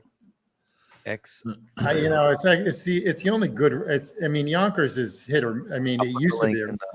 It used to be a real hard blue collar place north of New York. Just the next step up, and then you'd get into like Harlem and where Columbia University is once you follow the Henry Hudson. And basically, it's phenomenal, and it's a great restaurant. But it's like X2O or H2O or something like that. I don't know. Anyway, you got the idea. I might be in New York. Yeah, I might be in New York in a couple it's too weeks. north. Check it out. It's too north if you don't have a car. It's too Okay. north. If you're in New York, I'd recommend on 12th East 12th Street. Very, very New York. It's really easy to remember. Gotham Bar and Grill. Really, really easy. Oh, Gotham, yeah. Dude, if you need I'm gonna restaurant recommendations in New York, I'm gonna have to reach pretty- out to you because I'm gonna be probably Manhattan in a couple weeks. So I'm gonna dude. have to. The list is long. I won't bug you too much, but I'll probably ask for a couple spots. I know I'm gonna go to McSorley's, grab a beer down there, and there's a couple different places. The Russian Tea Room. Sure. That's a Yeah, that's a I was good one close for for a someone while. else. You'd like. We were talking check this about place it. It's like the Leper Lounge in Geneva. Is this place called the Monkey Bar that sort of just reopened up again? They rejuvenated. It's in Midtown. It's like 54th and something. It's in a hotel. It's excellent, and it's easy to remember. It's the Monkey Bar. They're noted for like their burgers. And stuff. You're paying a $40 burger. Yeah, it looks like a place where Italian mobsters would have a sit down. Yeah. Well, yeah. Unfortunately, you can't smoke cigars. I like. It's everything there. I like the look though. Yeah. I like that aesthetic. It's very New York. Yeah. Yeah, very New York. Ooh, look at that. Yeah, with the murals on the back wall, low key lighting, great place to plot assassination. It's a good place to meet a source or or plan a hit. Either one. How to plan a takeover or a coup. Good place. Look at this. Oh man, truffle pasta. Sign me up. Ray, thank you so much for the 10 euro super chat. Loyalty. Thank you, Ray. Dum dum dum. There's nothing like Irish loyalty.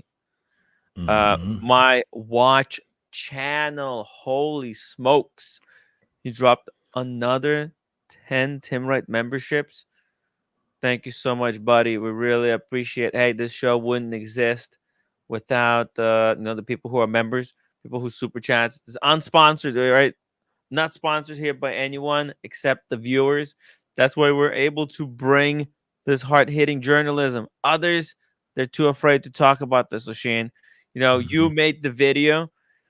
You got a lot of people contacting you about how deep this. Well, yeah, I mean, the people who posted the original video, that news channel, whatever it is, a current affair, 9 News or whatever it's called in Sydney, they had to pull the video because of threats. They're saying that the guy in there is not Ian Tillman, that it's someone else. How would they know? Who knows? Yeah, and source. This dude who's hitting everybody up, all the YouTubers who made videos about it, seems to be the same guy, and we've all worked. I've spoken to a lot of the people in the a lot of the victims, and as I said earlier, the lawyer covering the case, and we kind of came to the conclusion that the person contacting us is actually his most likely his business partner, Carl.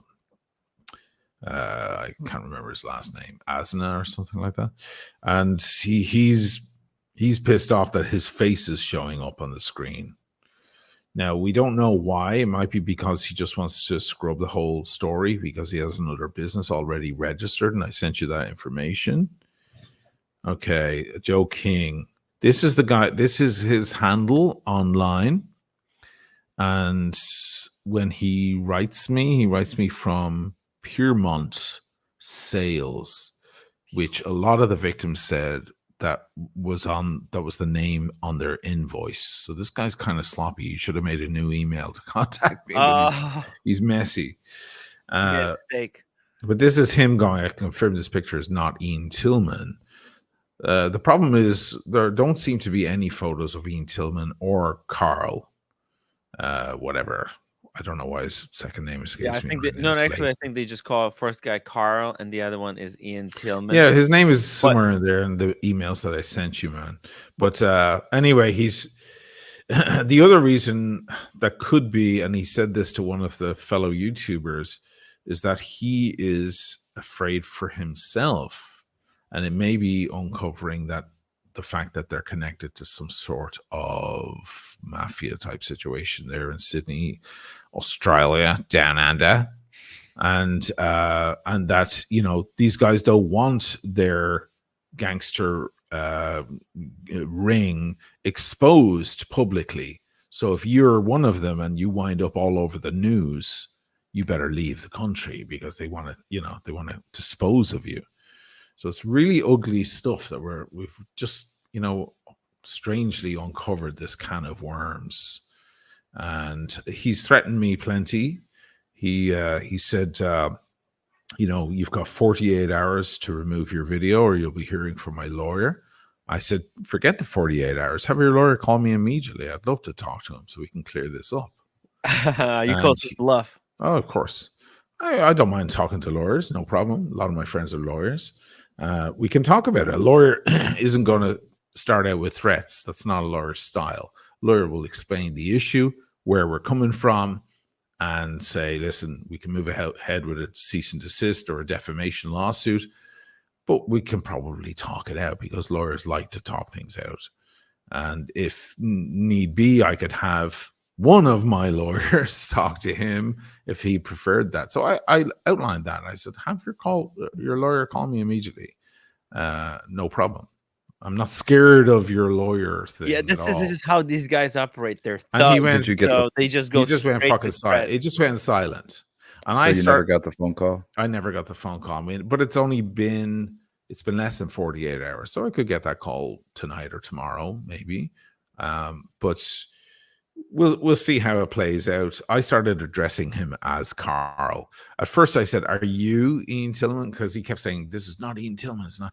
I was like, are you Ian Tillman? Is that why you're making this complaint? Because if the photo was of some random bystander just by accident, they would have never found this report, or very unlikely they would have.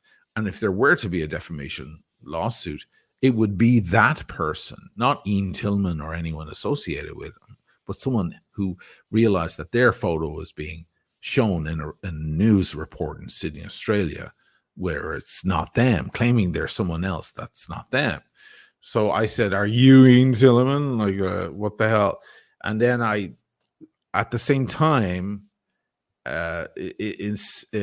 synchronously, I was speaking to all the other guys, all the victims and so on. They were emailing me back and forth. And they're like, you know what? That's fucking Carl. That's the guy who we were talking to a lot. There he is right there on the screen.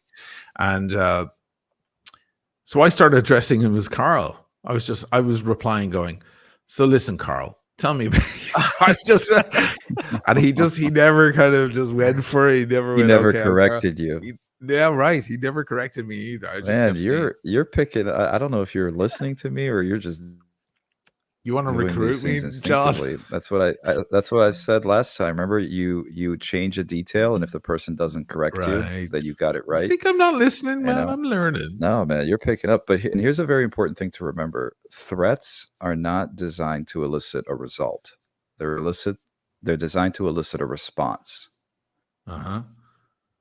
So Okay, so that he's looking to little, see how I you'll be react. hearing from my lawyer. Yes. He's looking for a response from you, not results, because people that have attorneys on retainer, they don't call you and preemptively tell you you'll be hearing from my lawyer because they want you to keep digging that grave. They go to whatever you're digging. They're going to wait until you are waist deep in that Right. grave, and then they're going to hit you over the head with that lawsuit.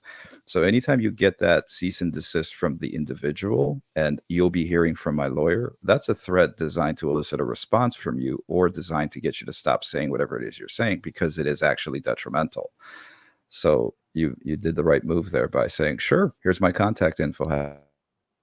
Have your lawyer contact me. And they go, because now you called their bluff, and that's the best way to do it. Yeah, and then I spoke to the lawyer who's covering, who's delegating for all the victims, and he was like, "Yeah, that's the right thing. Usually, that shuts them up pretty quickly." But he also said, you might be best off taking the video down anyway. And I did in that moment. I was like, okay, well, I'm speaking to an actual lawyer, so I'm gonna, take his advice, and I did make it private. But then late last night, I had a few drinks with me. I was like, fuck it. Let's put it back up again, because I'm Oisin O'Malley, and that's what I do. Because I hadn't heard anything back from him. Then I actually reached out to him again. I said, listen, Carl, if you think your life is in danger, if that's really the problem, you're involved in some stuff, tell me. Just be honest. It's cool, man. I'm not against you. I'm just reporting on this stuff. I'm in the watch world. This is news, and so on. I don't mind working something out or talking about something, but I haven't heard another thing back. It also occurred to me that if he is Carl, all they have to do, because what this guy is after is for us to blur his face or remove that part where it's the picture of that guy with the cap and the tattoos at the poker table. Once that's removed, he's happy, because another YouTuber did it, and he said he was happy with that. And I thought, well, all they have to do is change the name from Ian Tillman to Carl, and then the report is accurate. It's still a valid report. Oh, that's because you spoke with some of the victims, and that these guys would use each other's names interchangeably. And well, this is what they're discovering. That diabolical. These guys, in order to avoid paying people or delivering watches, they would, like, you're looking for Ian Tillman, you call and you go, listen, is Ian Tillman there? Because I'm waiting for my watch. And someone on the phone says, no, Ian's not here right now. This is Carl speaking. Ian's actually away for the weekend. He's at a wedding. How can I help? And they would just divert you. You don't know who you're speaking to. They would always use the guy's not here as a thing, as a mechanism, in order to just calm you down.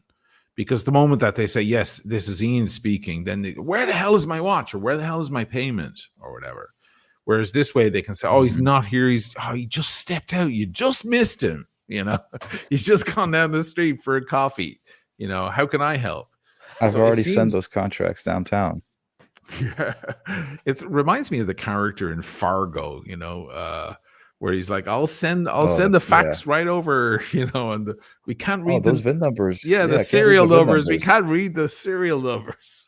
Oh, gee, gosh. Gosh. Yeah. Oh, that's too bad. Let me send those right over. I'll have my girl send them over. I'm real busy right now. They were slow rolling this guy, one of the victims, so hard.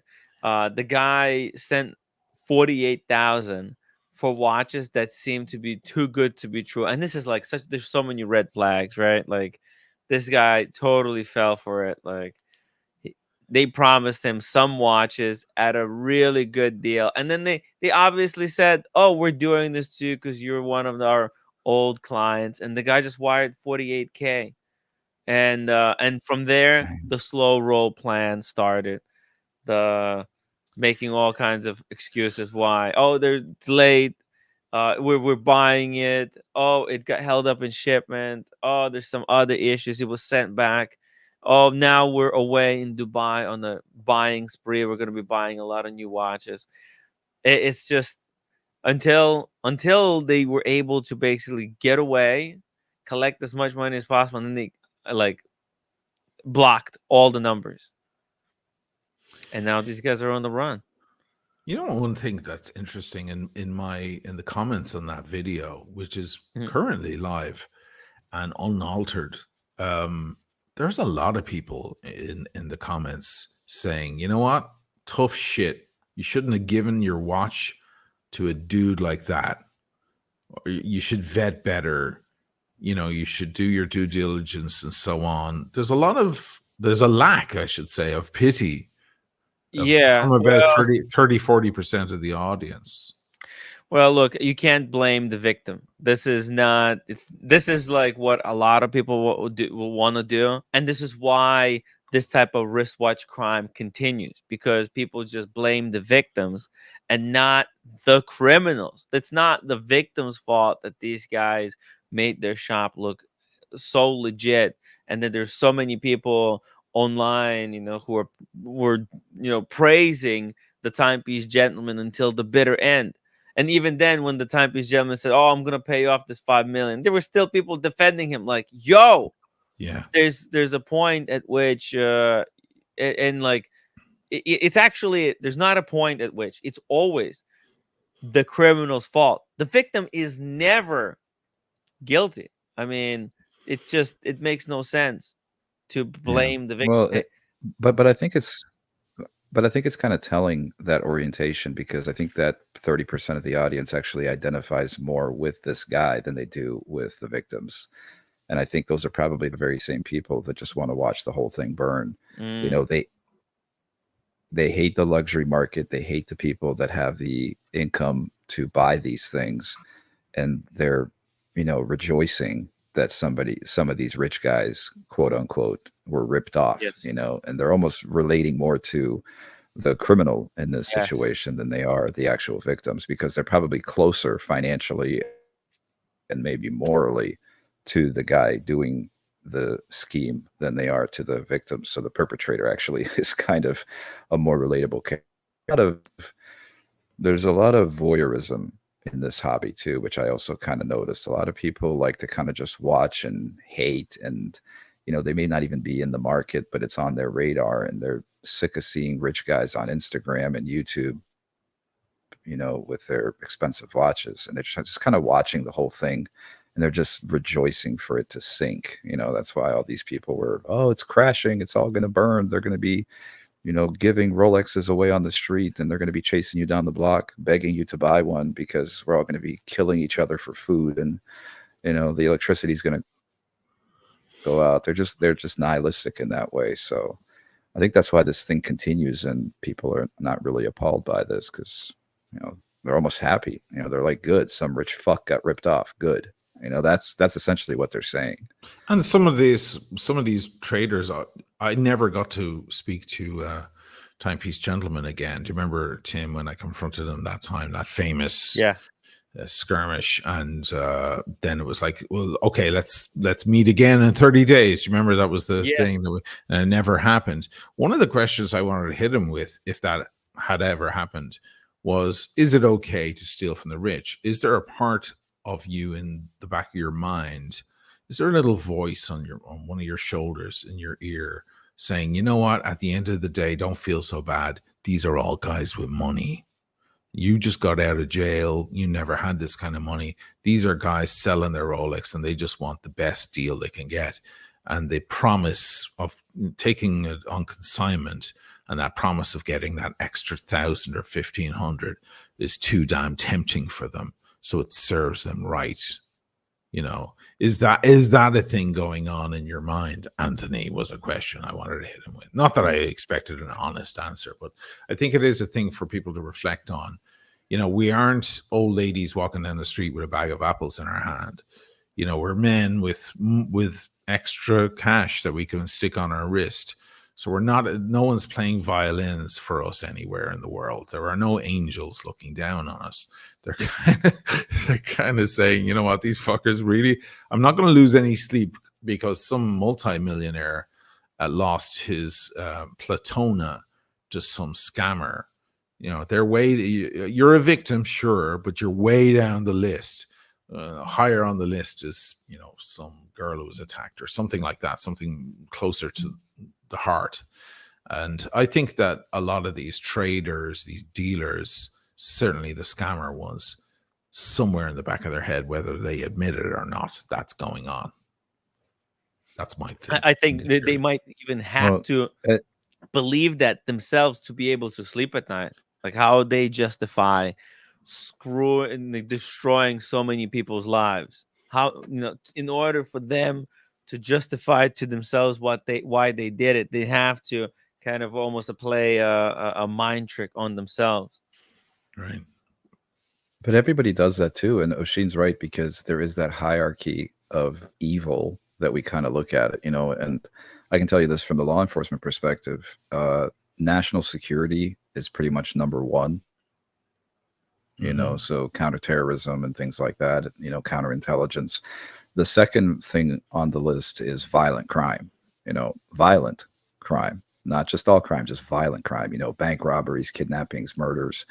And then at the very bottom of that hierarchy is financial crime. So if you look at how financial crime is viewed, you know, the Bernie Madoff scandal, the FTX saga that just unfolded with the, you know, Coinbase, those things are not, you know, I mean, look at Jordan Belfort, you know, the Wolf of Wall Street. I mean, they made a movie about the guy and people are lining up to see this. You know, Leo DiCaprio plays him as almost like this idealization of these guys that, you know, well, yeah, he's a crook, but look who he's stealing from. You know, he's not really, but if you actually consider what that does, you know, an attack, you know, again, not to downplay violent crime, but that can be a singular occurrence. And yeah, you might have some trauma afterwards, whether physical or psychological. But I mean, consider the trauma and the lifelong, you know, harm from losing your savings.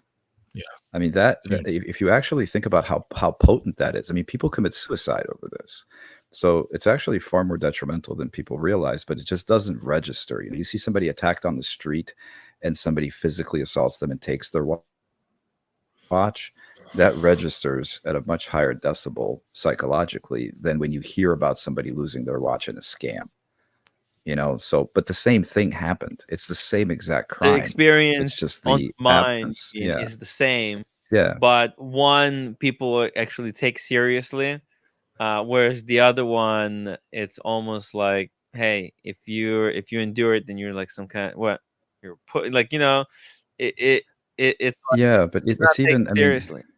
People just. But if you really, I mean, and then psychologically, I mean, if you really want to go deep like down a that rabbit post-traumatic hole, stress disorder, right? It's only Absolutely. taken serious. It is a form of a post-traumatic stress disorder, but the stress, the trauma doesn't yeah, and I necessarily think the have other to thing, be going to Vietnam.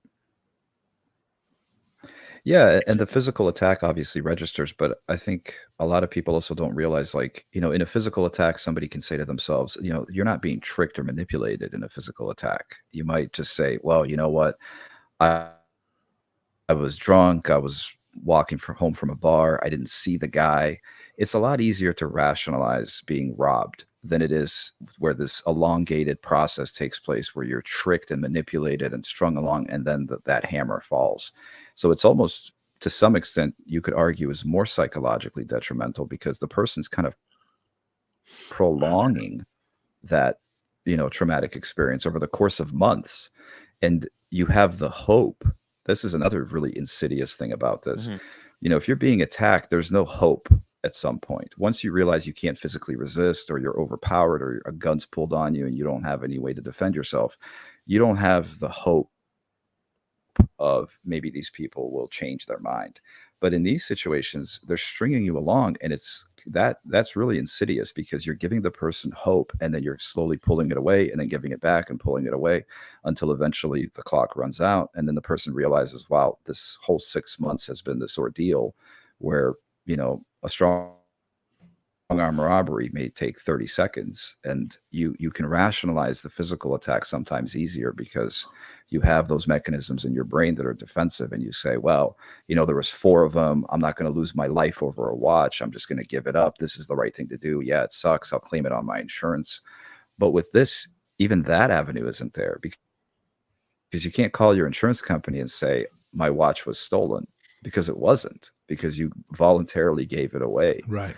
So it's very detrimental, and I'm still puzzled by, I think Moshe needs to do like a PSA every 2 weeks to remind people not to consign their watches. Just make this a project. I didn't help the. But, man, it sucks, I didn't help the see subject. that, Sorry, we have a signal issue. Is John's audio coming in and out on your end? Yeah, a little bit. Yeah. Hey, John. That might be me a little bit. I might have to log in and come back. Okay. Yeah, come back, because I think the bureau are like monitoring what you're talking. I'm on my personal computer, but I don't know. We'll try it. Okay. I think sometimes it might be happening because the background cancellation is like No, it seems to be an every 8-second thing. Oh. He's in the middle of a sentence and then it just drops and then it begins again. I didn't help the argument here either. Perhaps I invited those kind of comments because my commentary on it was, look at the guy. I was judging him on his physical appearance. I know that's. I mean, this kind of appearance this kind of appearance seems to be extremely prevalent with the guys that then go on and scam people. Think about it. The Wizard, he had the fucking tattoos. The Timepiece Gentleman, he got a tattoo. He's a big monster tattoo. Nothing wrong with tattoos. I love tattoos. Mm-hmm. But these are like they're not very good looking tattoos. They're scribbles. They look like they're a marker. But whatever. Tattoos aren't my thing, but that's okay. I'm not going to judge someone solely on that. But it has to be. It will be, whether it has to be or it should be. It will be noticed noted when you're also a scammer. But I was basically saying, take a look at this guy. Now, some people were writing saying, I don't care if the guy has tattoos and no rings. Or nose rings. I care about his history. I care about people vouching for him. I care about, if he's got a clean record and so on. And that's a very, very strong point, of course. And then some others were saying, you know what, maybe the guy in the fine suit who can speak 4 languages and can talk to you about fine art, fine wine, and fine horology is also just as much of a charlatan or a scammer as the other guy. Yeah. So, these are strong points. I'm not going to reject them. Only watch is the proof of that. Yeah. But I mean, for me, maybe I'm an asshole, but I'm not handing that dude right there who's sitting at a poker table, a $50,000 watch on consignment. I'm just not going to do it. It's like you don't want to maybe I'm the anybody dickhead on the looks, but dude, to give somebody your $50,000 watch, there needs to be so many points of qualification. Right. This is just a not try. But why can't these guys dress like normal? In a nice suit. If they're doing professional business, why not wear as professionals? Right. They all look like they're dressed in the 8th grade. The guys at European Watch Company, they dress up professionally, right? They've got shirts and ties and everything else. They're not wearing hoodies so that they like in junior high school, for Christ's sakes. And I hate when a bunch of white guys look like they're in the hood. If you're gonna come in and buy cash deal right there and then, sure. I mean, I'd buy weed off this guy. But I don't smoke weed. But I remember back at the London Watch Show, the first one that I attended, Jonathan from Edinburgh Watch was there. And I actually bought a watch from him. I bought a Datejust, which then turned into a different thing with BQ. Do you remember? Oh, was that the black Datejust that you bought that you traded for the blue Datejust with the faulty bezel? Exactly. And Jonathan, the room, I've said it, and John reminded everyone what I said. After, when I came back, people were like, how was it? Was it good? And I was like, it felt like a fish market. And you know, there wasn't a whole lot of class in that room. I'm gonna say it. You know, it was fairly dingy. There was a lot of beautiful watches in plastic bags and stuff being slung around the room. It's not the kind of place you want to bring the wife or something to pick out her perfect watch, because it's just, but maybe you'll get a good deal, you know. Whereas Jonathan from Edinburgh Watches had his own little area and this little stand there, and he went out of his way. He got 2 nice chairs and a nice table to sit at to discuss. He had this lovely couple. We all had dinner together, actually, with Jonathan and this young couple and myself. One of the evenings we ran into each other at one of the restaurants by accident, and he said, let's have dinner. And they were so sweet and so lovely.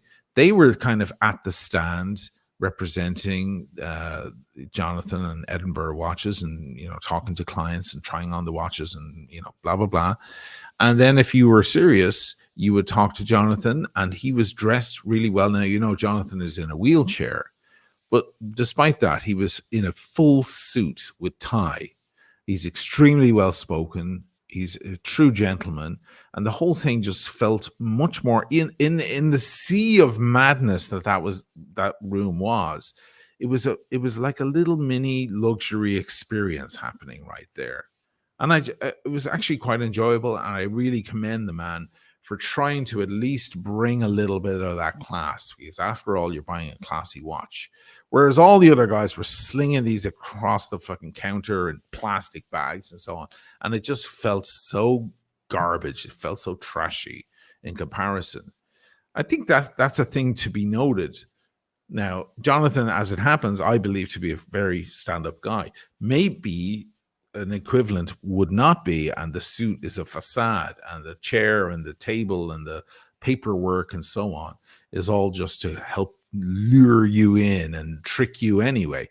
But I don't know. I mean, look for the red flags. And let me show you some pictures. I met Jonathan at over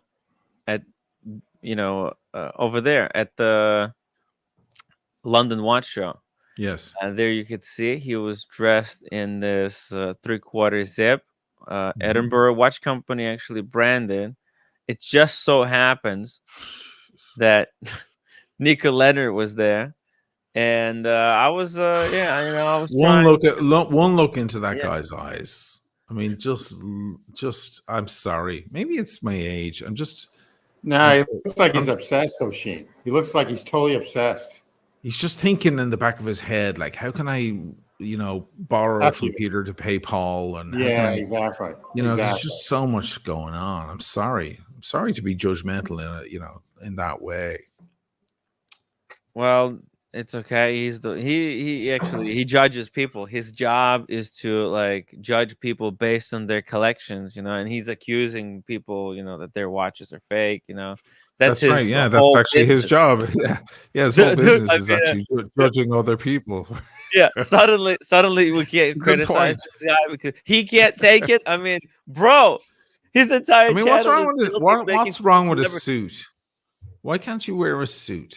I know he's a little overweight, but they'll fit you a suit. Why does he have to wear a hoodie? Yeah, the suit would be better for him, for Christ's sakes. This hoodie stuff, I just don't get the junior high school look, Yeah. Well, is the audio a little better now? Can you guys? Seems to be. All right. Yeah, I got to switch computers here. What would be your advice now, John, moving forward with these guys in Australia that I'm talking with? Because my video is still live. Now I could blur out the guy's photo. that can be done. So are you asking in terms of the victims, how they should proceed? Or how I should proceed? Because the guy's threatening. He's already threatened the news reporters there, and they've already lifted the video because they're just like, until we find out exactly whether this photo is Ian Tillerman or not, we're best off just lifting the video because we don't want to wind up with a lawsuit. Yeah. So, I mean, the first defense for libel is that the information is true. And I It's think exactly what the yeah. lawyer said in Sydney. But I think in the YouTube space, I mean, again, I can only speak intelligently on U.S. law, and I'm not an attorney, but I do have some basic knowledge of this. The thing with YouTube is, um, in order for it to be liable, number one, you have to know at the time that you said it that it is untrue. Mhm. So that's a very difficult standard to prove, that you knew it was untrue and you said it anyway. And then the second component is there has to be monetary damages or some sort of, tangible harm created by this. So the way I would proceed if I was you is I would say, okay, you're telling me this is not Ian Tillman. Send me a picture of Ian Tillman to prove that it's not, and then I'll take it down, because you're telling me this is a different person. So this person is either you, Ian Tillman, or a third innocent party. And if you're claiming that this is a completely unrelated person, again, it's a strange argument to have, because they should be happy that some random guy is being marketed as Ian Tillman. Very good point. I don't know why they would even be responsive to this. And if that's the case, they actually have no claim. So that the whole thing doesn't make any sense, because if Ian Tillman is seeing this and they're going, well, that's not me, then there's no damages, because if that's a different person, then Ian Tillman's walking around not being on TV because he's saying that's not him. If this is an innocent bystander that just got caught up in the web, then that person would have a claim. They could call you and say, hey, my name is Joe Smith. Why am I on your YouTube channel? And why are you saying I'm Ian Tillman? People are recognizing me from the news story, from your channel, and they're saying, give back the watches. And I have no idea what they're talking about. Right. But if this is that Carl guy, then this is why they have a stake in this. So again, you're in a weird situation because he's in Australia, you're in Italy. So again, the laws there would have to be multi-jurisdictional. Things are very, very complicated, and typically nobody's going to touch it, because the minute, if he has an attorney, the minute his attorney finds out that you're in Italy and you're a YouTuber, he's just going to say, listen, dude, if you have the money to fund a lawsuit, by all means, I'll be more than happy to take your money and try to pursue this legally. But there's very little chance for any kind of resolution. So I would just, continue covering it. And again, you can always preface any claims by saying, this person's denying that this is them. However, this is the information I am getting from the victims. And they're, so just kind of cover it objectively as best as you can and try to be as broad as you can.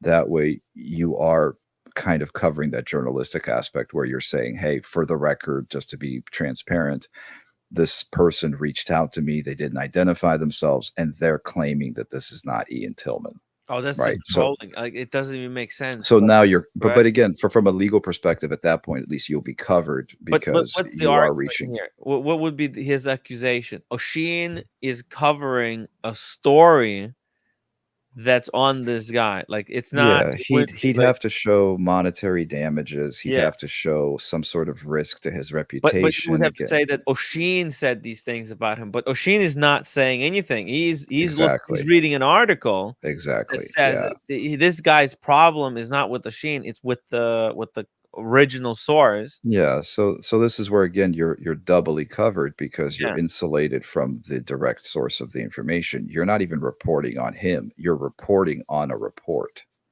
Yeah. So you're just essentially talking about a news article. You're not making any factual claims, you're not making disparaging claims or allegations. You're just covering what's in the zeitgeist. And if you're going to make a correction, I think it has to be it can't be from an anonymous source, because anyone can just claim anything. Somebody can email you tomorrow and say, just anything, that the birthday in the thing is wrong. But how do you know? Oh, I'm not going to disclose how I know the truth. You're just going to have to take you at your word from an anonymous source. The only person that would want this video down would be the perpetrator of the crime. That's the only person who would be concerned. Nobody would, or anyone directly related to, you know, the allegations, because now they're seeing, again, if this is the other guy, he's now If seeing that was his picture face. of me, I wouldn't care, because it would say this is Ian Tillman, and it could be picture of me for all I care. I wouldn't even, but I wouldn't care. They're calling me Ian Tillman. I'm not Ian Tillman, so they're saying, oh, this, you know. Well, you would care because people might stop you on the street and go, Yeah. "Hey, I saw you on the news the other day. Apparently, you rip people off."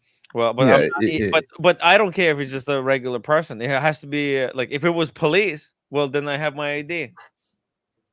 Yeah, I can't just I stop feel you like this randomly on the is, street. yeah, it seems frivolous to me personally, and it does seem like the person that's contacting you about this story obviously has some sort of personal vested interest. Yes. Because otherwise, why are they aware of it in the first place, right? If they have nothing to do with this guy, why is this even on their radar, and why are they so annoyed If by this? hypothetically, John, right? If hypothetically this was picture of me, right? I would contact you and I would say, "Hey, Asheen, that article is wrong. It says in the picture, it says that it's Ian Tillman, but it's not Ian Tillman. It's actually me. And I think you should take it down, right? Like, It's a quick fix, yeah. If it was a picture, like there would be no reason for me to hide it or for anyone. Yeah. If it got was the some wrong innocent picture. dude, he could Yeah. say, "Hey, here's photos of me. That's me in the photo. There's me at the poker table. Here's a photo of me when I got married. Here's a photo of me on Yeah. holiday. Here's Why would I hide it? Yeah. Yeah, here's my Instagram account. You know, this Right. isn't, I'm not on the run. I have an active social media. Here's my Instagram account. This is who I am, and So here's people." Yeah. Here's the funny stuff. Talking to the lawyer on the case, a really cool guy, very chill. He said, "Listen, it's my job when I get on a case like this to find out everything I can on the real people." And he said, "I can't find this Carl guy anywhere, any record of him at all. So we don't even know if this Carl guy really exists at all." They did, however, track down Ian Tillman's parents. And one of the guys who actually emailed me, I'm not sure if I forwarded you that email, Tim, but one of the guys actually went to the parents' house, knocked on the door, and said, "Do you know that your son is, he's up to this kind of?" And they said they hadn't seen him in a long time, and that he's away, he's living in a different country. Oh, and as somebody who uses pseudonyms for insulating my real identity, maybe it's the same person. Right. And when somebody calls, or maybe when they call the shop and Ian doesn't want to talk to somebody, he just pretends to be Carl. Right. And so it's all one and the same. That's what it sounds like. In the email here that was sent to Shane, it says, so there's 14 or 13 victims, first of all, right? In the group. 17 now. 17. Yeah. Oh my God. And they all got scammed by Tillman and Carl from Watches R Us. They don't know which one is which, because it said that for example, this guy bought 2 Rolexes from them in 2018-19 and ended up having to sell them when he got married. And now that he's got money again, he's contacted them, and Ian or Carl, he doesn't know which one is which, because they just use names interchangeably. Now, a lot of people I spoke to were saying that they never saw the 2 guys in the same place at the same time. Wow. And one of the guys said he saw all of them, and there were 3 of them. 2 of them were white, and one of them was dark skinned, is what he said. Jesus. It's funny, actually. He opened his email. He goes, "Hey man, they said that you're covering this a little bit, so I figured I'd reach out." He goes, "I'm one of the stupid victims," he said. Oh God. I was like, "Oh dude, don't be so hard on yourself," Anyway. Yeah, but we might have just cracked the case here. This might be a pseudonym, which is why this guy's so inflamed by his face being exposed. I mean, it is strange too that the news channel didn't do their due diligence. They feel like they did. They feel like they did, Yeah. but they got there's a legal part of the government there that has some acronym was referred to me. I can't remember it. That were contacted, and they basically backed off, and they said, "Shit, okay, we better be sure about this. Yeah. And they just redacted it a little bit, and they reposted the video apparently without those frames in it. Yeah. So they might have got spooked a little bit. They might, yeah, it's because they don't want that kind of heat on them. Well, and they might be more concerned about putting an innocent person out there. There's that too. There's news. That. Yeah. By the way, anybody watching, if you go to my video, you can see this Joe King, which is probably Carl, in the comments. If you want to reply to him, go ahead and reply to him. You're free to do that. It's a free country. Yeah. He's right there. You'll find him, and you can go ask him whatever questions you want. This is what the comments are. Tell him to watch the Tim Wright show. It was just. Well, at least they've moved to a country without. I don't know what the laws are over in Australia, but once you start sending emails, it's very easy to track where you are and who you are. Yeah, there's an IP address attached to every email. Yeah, it's easy. And the guy's extremely sloppy. He's been using the same business email to talk to me. Yeah, and for people who think that VPNs are a good workaround for that, I'll be the first to tell you that they're not. So for all the scumbags out there, keep using VPNs. There you go. You heard it from the source, kids. Only on the Tim Wright channel. You can't use a VPN to cover your tracks. Yeah, keep using them. Keep using VPNs. They're worth every penny when it comes to national security. We can't get around that VPN you have. We don't have the technology yet. We're working on it. Maybe someday. Oh, this is gold. This is gold. I would even think like those have backroom accesses. You know, like FBI probably has backroom access to these VPN services. No comment. By the way, Ray, you're not wrong. My watch channel did give 30 membership. Wow. Freaking incredible. Wow. Dude, thank you so much. I'm actually sending him a little package. Hopefully he likes it. By the way, here's one of the people actually calling out this Joe King, saying, because Joe King, Azar, that's the name, Carl Azar. I couldn't remember. Yeah. It seems like Current Affairs has removed the video from their site since they used the wrong person in the picture. I don't think they used the wrong person. I think they got gaslighted by these guys, because that's the trick that these guys were playing. They were using their names interchangeably, keep switching them up in the hopes that eventually, if this comes forward, those might not even be their real name. Like this is Ian Tillman. I mean, it could be a completely different guy, or like the Carl Azar. I think the only reason Ian Tillman was caught, that name was caught, because someone had to use their real name on the business. Okay. Yeah. And so this is the only real name we have, but we don't know what he looks like. Well, and it's very easy to legitimately have a corporation with your real name, because for tax purposes and for financial purposes, you're going to use your real name, but then you will use a business name or a pseudonym. I mean, yes. Is Nico Leonard? That's not his real name, right? No, it's Vanderhorst. Yeah. So, I mean, that's a perfect example where, I'm sure on every official document, he doesn't go by Nico Leonard. I know that. But, for sure. But when it comes to the public image, he's using, essentially a pseudonym. But again, if he's not very famous, you call the watch shop that you're selling your watch to and you want to speak to Nico Leonard, and he can just change his voice or drop the accent or do whatever and just be another guy. Oh, he can definitely drop the accent if he likes. Tim, did he get his WhatsApp back? So I don't know, but people don't know that he had his WhatsApp hacked, or he claims that his WhatsApp is hacked, but he's doing in this really public manner. I wanted to play this for you guys, just maybe bits and pieces here and there, because I find this whole thing so odd. Especially, why would this be something like, it's nothing about this Instagram. You go ahead and play it. I need to pour another drink, because listen to this, guys. Let's play it. This is actually mad crazy.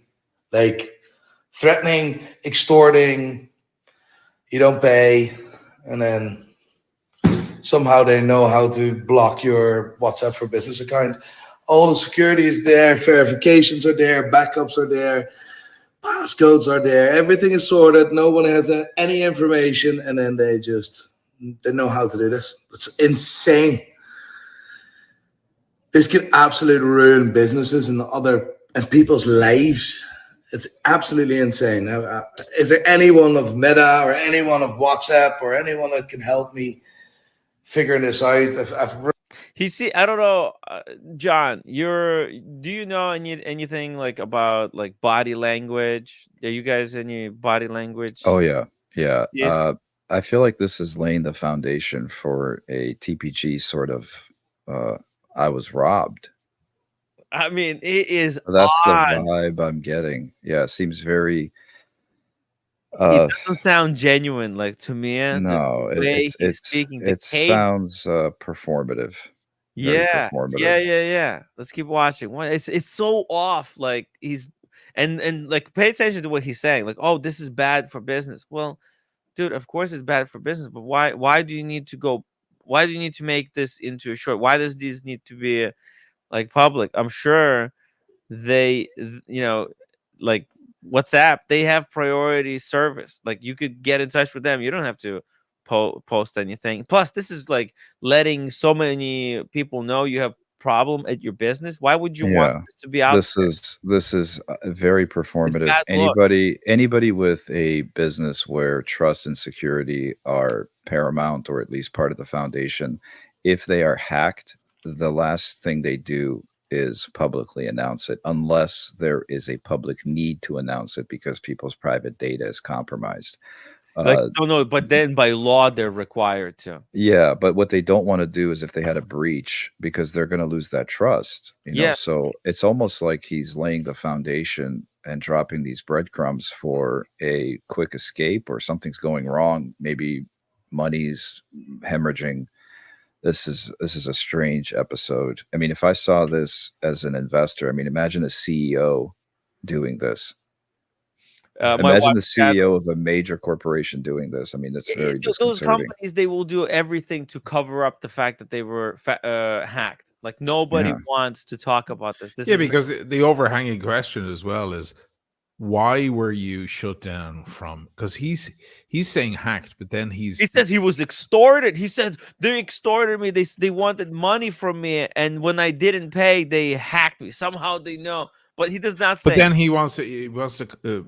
He's reaching out. He starts asking his audience, "Does anybody know anyone in Meta or Facebook or Meta has a support. You could reach out to Meta, you can reach out to WhatsApp, you can reach out to law enforcement. I mean, if you're being extorted, he wants somebody in Meta to override the banning. Yeah, and you want to do something that is actually going to get results. If this is a real crisis, you're not going to publicly ask for help if you're a business owner, all you have to do is reach out to the company. I mean, if your bank account gets hacked and there's money missing, your first phone call is to the bank. You're not going to post a YouTube short asking anybody if they know anybody at Chase Manhattan. Well, the first thing that the Timepiece Gentleman did when he had problems with his bank is call Roman Sharf. Apparently that guy is above. He should have called Roman Sharf. Yeah, that'd be my first phone call. He's got links in Meta. I understand the temptation. By the way, he's calling the pod. Is the pod calling the cattle black? Yeah, he's complaining about being extorted. Well, he was extorting you, freaking doxing you. Pay me back, pay me right away, and fucking. I actually spoke to AP yesterday about that, about having him on. I know, bro. That was insane. That AP. What the heck? They didn't know nothing about this guy. What were they thinking? I know. That's exactly the conversation we had. Yeah, they're not in the sewer. They're not in the sewer. Yeah, they didn't do any research in the sewer. Now, like, it gets worse, guys. It gets worse because this, Oisin, listen to the cadence in his speech. It just, to me, it just sounds so made up, almost like he's talking to someone in particular. Like, yes, he's sending this message out to everyone. So in social, you think there's someone he owes who? But yes, exactly. Hear this?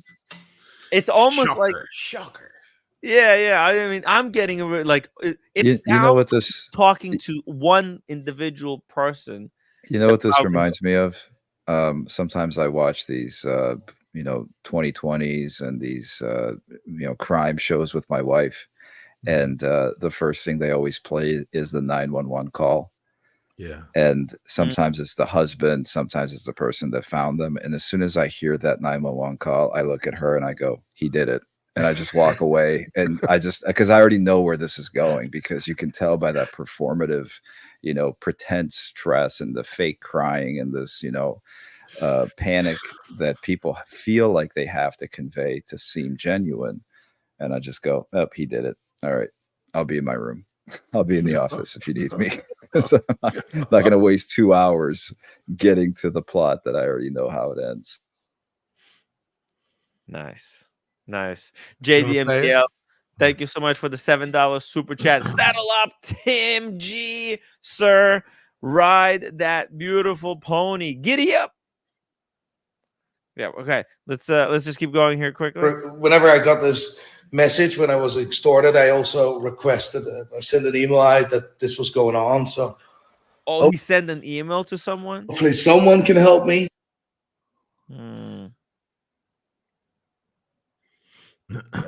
Of course, I'm not gonna pay them. And it's just like from he shows us a screenshot, right? From some kind of a number that you can't see fully. If you want your WhatsApp back, give us 10K to recover. You have 24 hours. We'll hear from you. These people can't write in English. Okay. What's Where's up? +31? What country is that? Let me check. +31. You go ahead with the video. I'll check it out. Okay. Of course, I'm not gonna pay them a single penny. They can climb a tree. They can sit there and wait. Check it out. It's the Netherlands. Anyway, really important to know is that they have no access to my WhatsApp. Looks right? like So he has enemies in Netherlands. My WhatsApp from a viewer's point of view with a different phone. They don't have access to my account, which is good. So they mass reported my account, and therefore then you can ban someone apparently, and then you know what I mean. So but then you know what I mean. In other words, he's not tying up all the ends correctly, so he just skips over it. If they mass report his account, there is no way to undo that. They can't hold him for ransom, because they don't actually have control. Exactly. So then it's just like okay, when this is so sloppy. I mean, if you're gonna fake a hack, at least use the proper code for +7. That's Russia. At least Google. It's from the Netherlands. It's from the call. The call is coming from inside the house, Nico. It's ironic that you mentioned that, because then he goes on and he starts making he starts turning this into not being able to contact his family. a lot of people are helping. A lot of people that watch the stories, we really appreciate that. And what we need is someone from Meta or someone from WhatsApp to help me out getting this sorted. I have submitted a request of help. I've done that as soon as I got that message. So even when WhatsApp already worked, I got a reply that there was nothing wrong. But now there's something wrong, and I really hope WhatsApp can help me, because there's a lot of family members on that. Really important for me personally. But now it's like family, and then he's like, let's hope for the best. I appreciate your love, your support on this, and let's figure this out, because like, this is genuinely having a big impact on my business, have a big impact on me personally and my family life. Okay, so like that, this is affecting my business and my family. He actually goes on to say, probably in a second or two, I can't call my family anymore. Yeah. You can fucking pick up a payphone and call your family, for fuck's sake. Well, you can also call iMessages. You can call anywhere. Yeah, I don't get it. But unless, like, kind of what John is suggesting, like maybe, because that's why I said I got the vibe like he's talking to someone. Yeah, and the worst part of it all, I cannot even reach out to my parents at the moment. What do you mean you can't reach your parents? That makes no sense. His parents only live on WhatsApp, don't you know? You got Is hacked this- on WhatsApp for I mean- a day, and then you're screaming that you can't. You talk to your parents every single day. Look at the Does look he- in his face. Though. Nothing- I'm a big believer in micro expressions. You Yeah. ever Does follow he that think shit? does he think the metaverse is a real place? He understands that that's not the physical reality. I mean, metaverse is not real. You There's can a just ver- go. Yeah. I think this guy is like in fairyland anyway. So it doesn't. What is make he it talking about?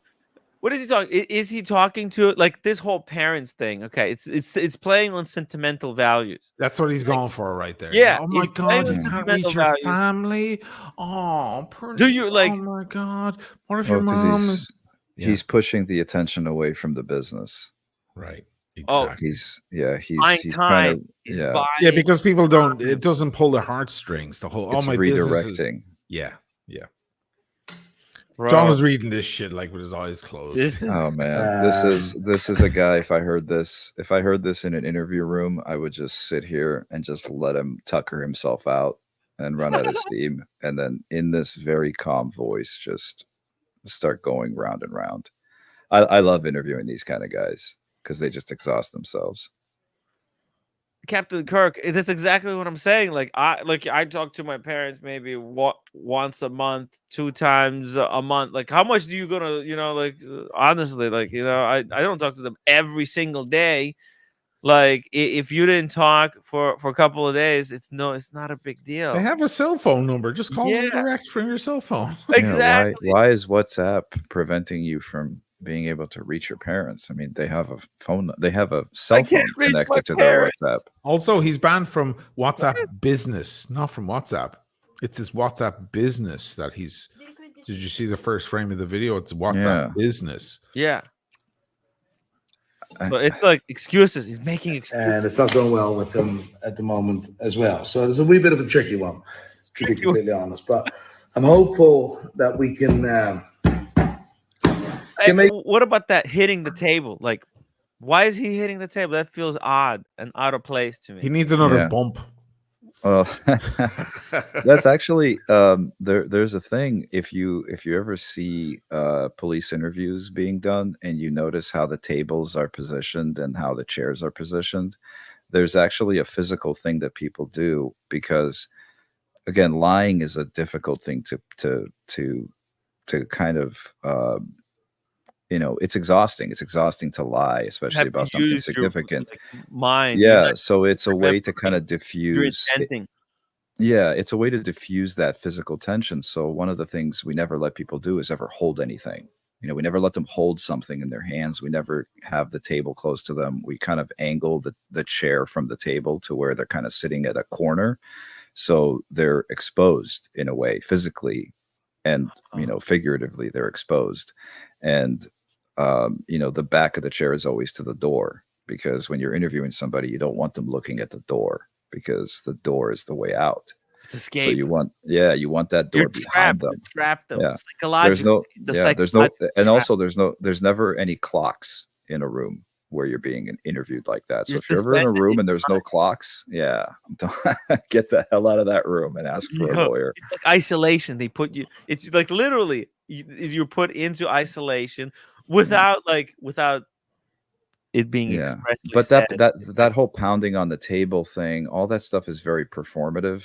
That's somebody trying to convince you that they're being truthful rather than just conveying facts. Because if this was real, again, this is just based off this clip. I'm not in the room with this guy. I don't have forensic information, but just based off of this episode that I'm seeing, it's this to me is somebody trying to convince you that they're being truthful rather than just a truthful person relaying facts. Because if this was a real thing, it would be a very somber tone. It would be apologetic. It would be kind of, very carefully narrated. It wouldn't be this outburst. It's emotion and redirection and deflection and all these and all this extra stuff that it's almost like he stressed himself out. Yeah. Instead, like if himself he out was actually hacked, what would he say? Like, if this was actually, if he was a businessman and he was relying on his WhatsApp to contact his customers, and he wanted to alert his customers that he was hacked, what would he like say instead of doing I this? mean, Right? I think he would try to keep this as private as possible, and he would just reach out to his client list via email, and acknowledge that there was a security issue. He may not even go into detail about the security issue, and just to, reassure them that it's a technical glitch or there's something going on with the WhatsApp. So if you're contacting me, please don't use the WhatsApp group. Contact me via cell, contact me text message, contact me via email. Everything is fine. We're working on the problem. We've reached out to Meta to fix the WhatsApp issue.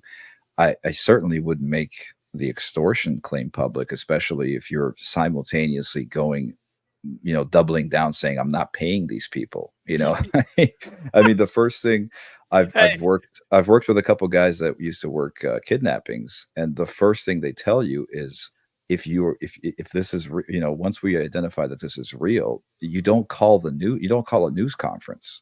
You try to figure out a way to do it delicately, because the more attention that's brought to this, the more pressure the kidnappers feel. So the last thing you want to do is make it this spectacle.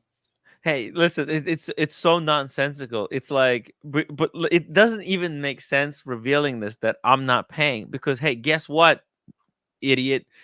The people whose emails, whose phone numbers are potentially compromised, they want you to pay. They want you to get it over with and secure the information. It's it's like government saying, hey, we know your child has been kidnapped and the kidnappers asked for 10 million, but we're not going to pay it. We're never going to give up. We're going to try to, risk your child's life and rescue them. Like, you're never going to hear anybody in that situation publicly announce that they're refusing to cooperate and they're going to find the kidnappers and kill them and get the hostages back.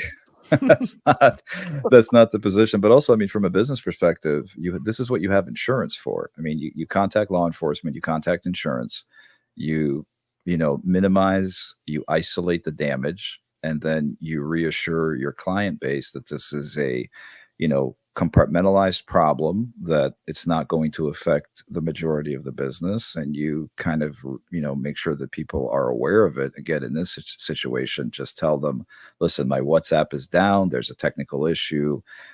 If you need to reach out to me, please do so via email or text messages or phone. Everything is still up and up.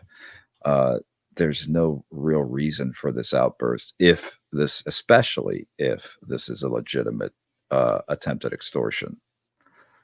Boom. Okay, guys, let's finish up this video with Nico, and then we're gonna wrap it up. We got 4 hours, I think. Really effective, really good show today. On one of the best shows we had in a while, honestly. Let's finish this. It can happen, ladies and gentlemen, that we can get our account back. We're so reliant on social media platforms, it's absolutely insane. And if you don't have access to it, full economies, businesses, families, everything just goes to shit. I haven't got sorted yet. I'm still banned from WhatsApp with a number that I had for 10 years. It's actually baffling that this is possible. It just blows my mind. The same WhatsApp number he used to dox me and send out all that fake information about me, owing him 42 grand. That same number. Exactly. It actually takes about 5 or 10 minutes to do that, and it only costs $25. So you can do this to anyone. How does he know now? How is he now a crime expert? Suddenly he knows how much it costs to ban somebody, $25, and it was mass report. How does he know that this was what Did was? you see the way he looks off left, like he's scouring for the next little thing? You see, micro expressions tell you everything. It's very dubious. It's very, very dubious. Where did he come up with that? Where did you go? Where do you go? You go on the where can I buy these kind of services to get somebody off of WhatsApp for $25? I mean, where is there a website you could order such a service? No, there isn't. Like, this is like black market stuff. Even if this was real, I doubt it that Nico Leonard would know where to contact, or maybe he does. Maybe he does. He's done it. Maybe he's done it himself. Maybe he's done it. Maybe he was one of the people who knows? To be honest, so if you're a business and you're heavily relying on WhatsApp for business, I would definitely try to figure out alternative methods and be ready for that. They can't, if you have two verification on, which I have, a full secure, they can't have access to it. So they won't ever have access to my WhatsApp, luckily. But I just need a human eye to just see, okay, this account is all right, unlock. A human and Meta, that's what we need. A WhatsApp or Meta.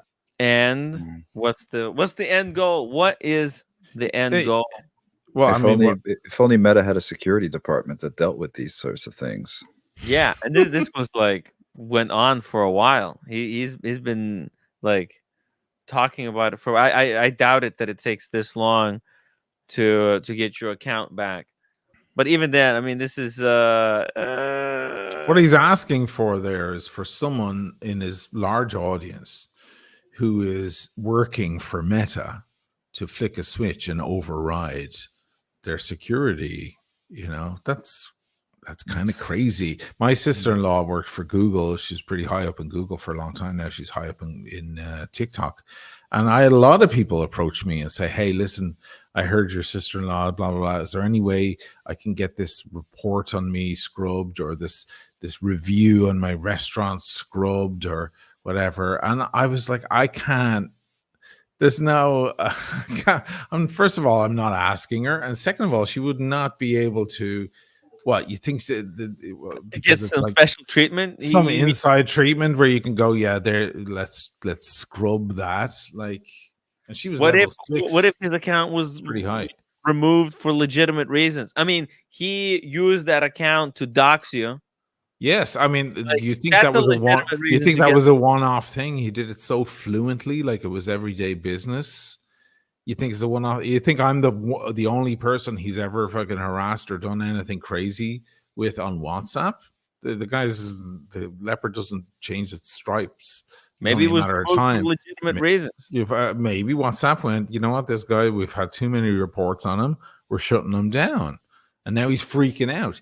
See, these guys don't stand down. Like, look at the Carl guy and the Ian Tillman guy. Most of us, if we were caught red-handed like that and there was a news report, we'd run for the hills. A year from now, we're in our apartment with the shades drawn. But these guys are such gangsters. They're ready to push back and go, no, it's not me, and I'm going to get a lawyer after you. Because their gangster soul continues. It doesn't just run away.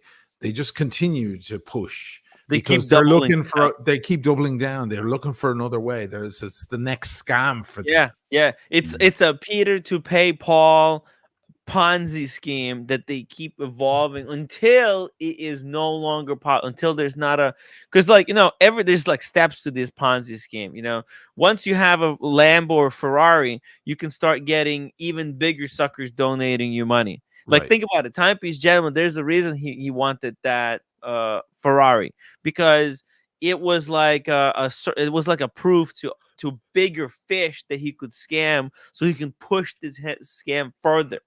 Exactly, yeah. So this guy now, what he's after is he's after some moron who likes him, who happens to work in Meta, perhaps, and is able to pull the strings or flick a switch, or he's looking for them to override their security, if what he's saying is kosher, you know, which we don't know. It sounds far-fetched, but also that person is not going to risk their job to help a YouTuber like that. I mean, that would be like somebody reaching out to me saying, hey, can you run my name real quick just to see if I have any warrants, or, you know, just let me know. You know, I'd be like, listen, that's not, all that stuff is tracked. They're going to want to know why I'm looking at this name. And if I don't have an official need to know, I'm going to have a lot of uncomfortable questions to answer. So, right. Like, I don't know what this is proof of anything. He shows his screen and he says, oh, no, they don't have any access to anything. What the fuck does this screenshot prove? What does this prove? I think he's showing his personal WhatsApp hasn't been hacked. I think that's what he's saying. How would it be hacked if? But if his personal WhatsApp hasn't been hacked, then why can't he call his mother? It's insane. You understand? This is what I like. Nothing makes sense. I mean, I'm kind of new to this stuff, but that seems like an inconsistency in the story. But I don't know. I'm just observing. No, this is exactly what I'm saying. Like, I don't even understand what the look. He's showing me. Okay, so what? So he's not hacked. So he's trying to say that he's hacked, but he's also at the same time he's not hacked, but he can't contact his family, and you guys should feel bad for him because that's with the violins. He should have had like soundtrack come in and violins playing when he said that part. And I can't contact my family. What is so exactly? So what is the point of this video? There's definitely an ulterior motive. It seems like he contradicted himself just there. You know, I can't reach out to my family. Like, there's a timepiece gentleman used to do these kind of things. You know, he was all criminal. I performed, I changed myself. Always some kind of a psychological trick that they're playing. Great show, Tim. Yeah, hell yeah!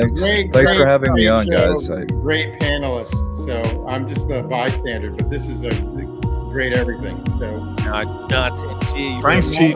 My kudos to all of you. Tim G, good luck to you. Good luck to you with your hunting.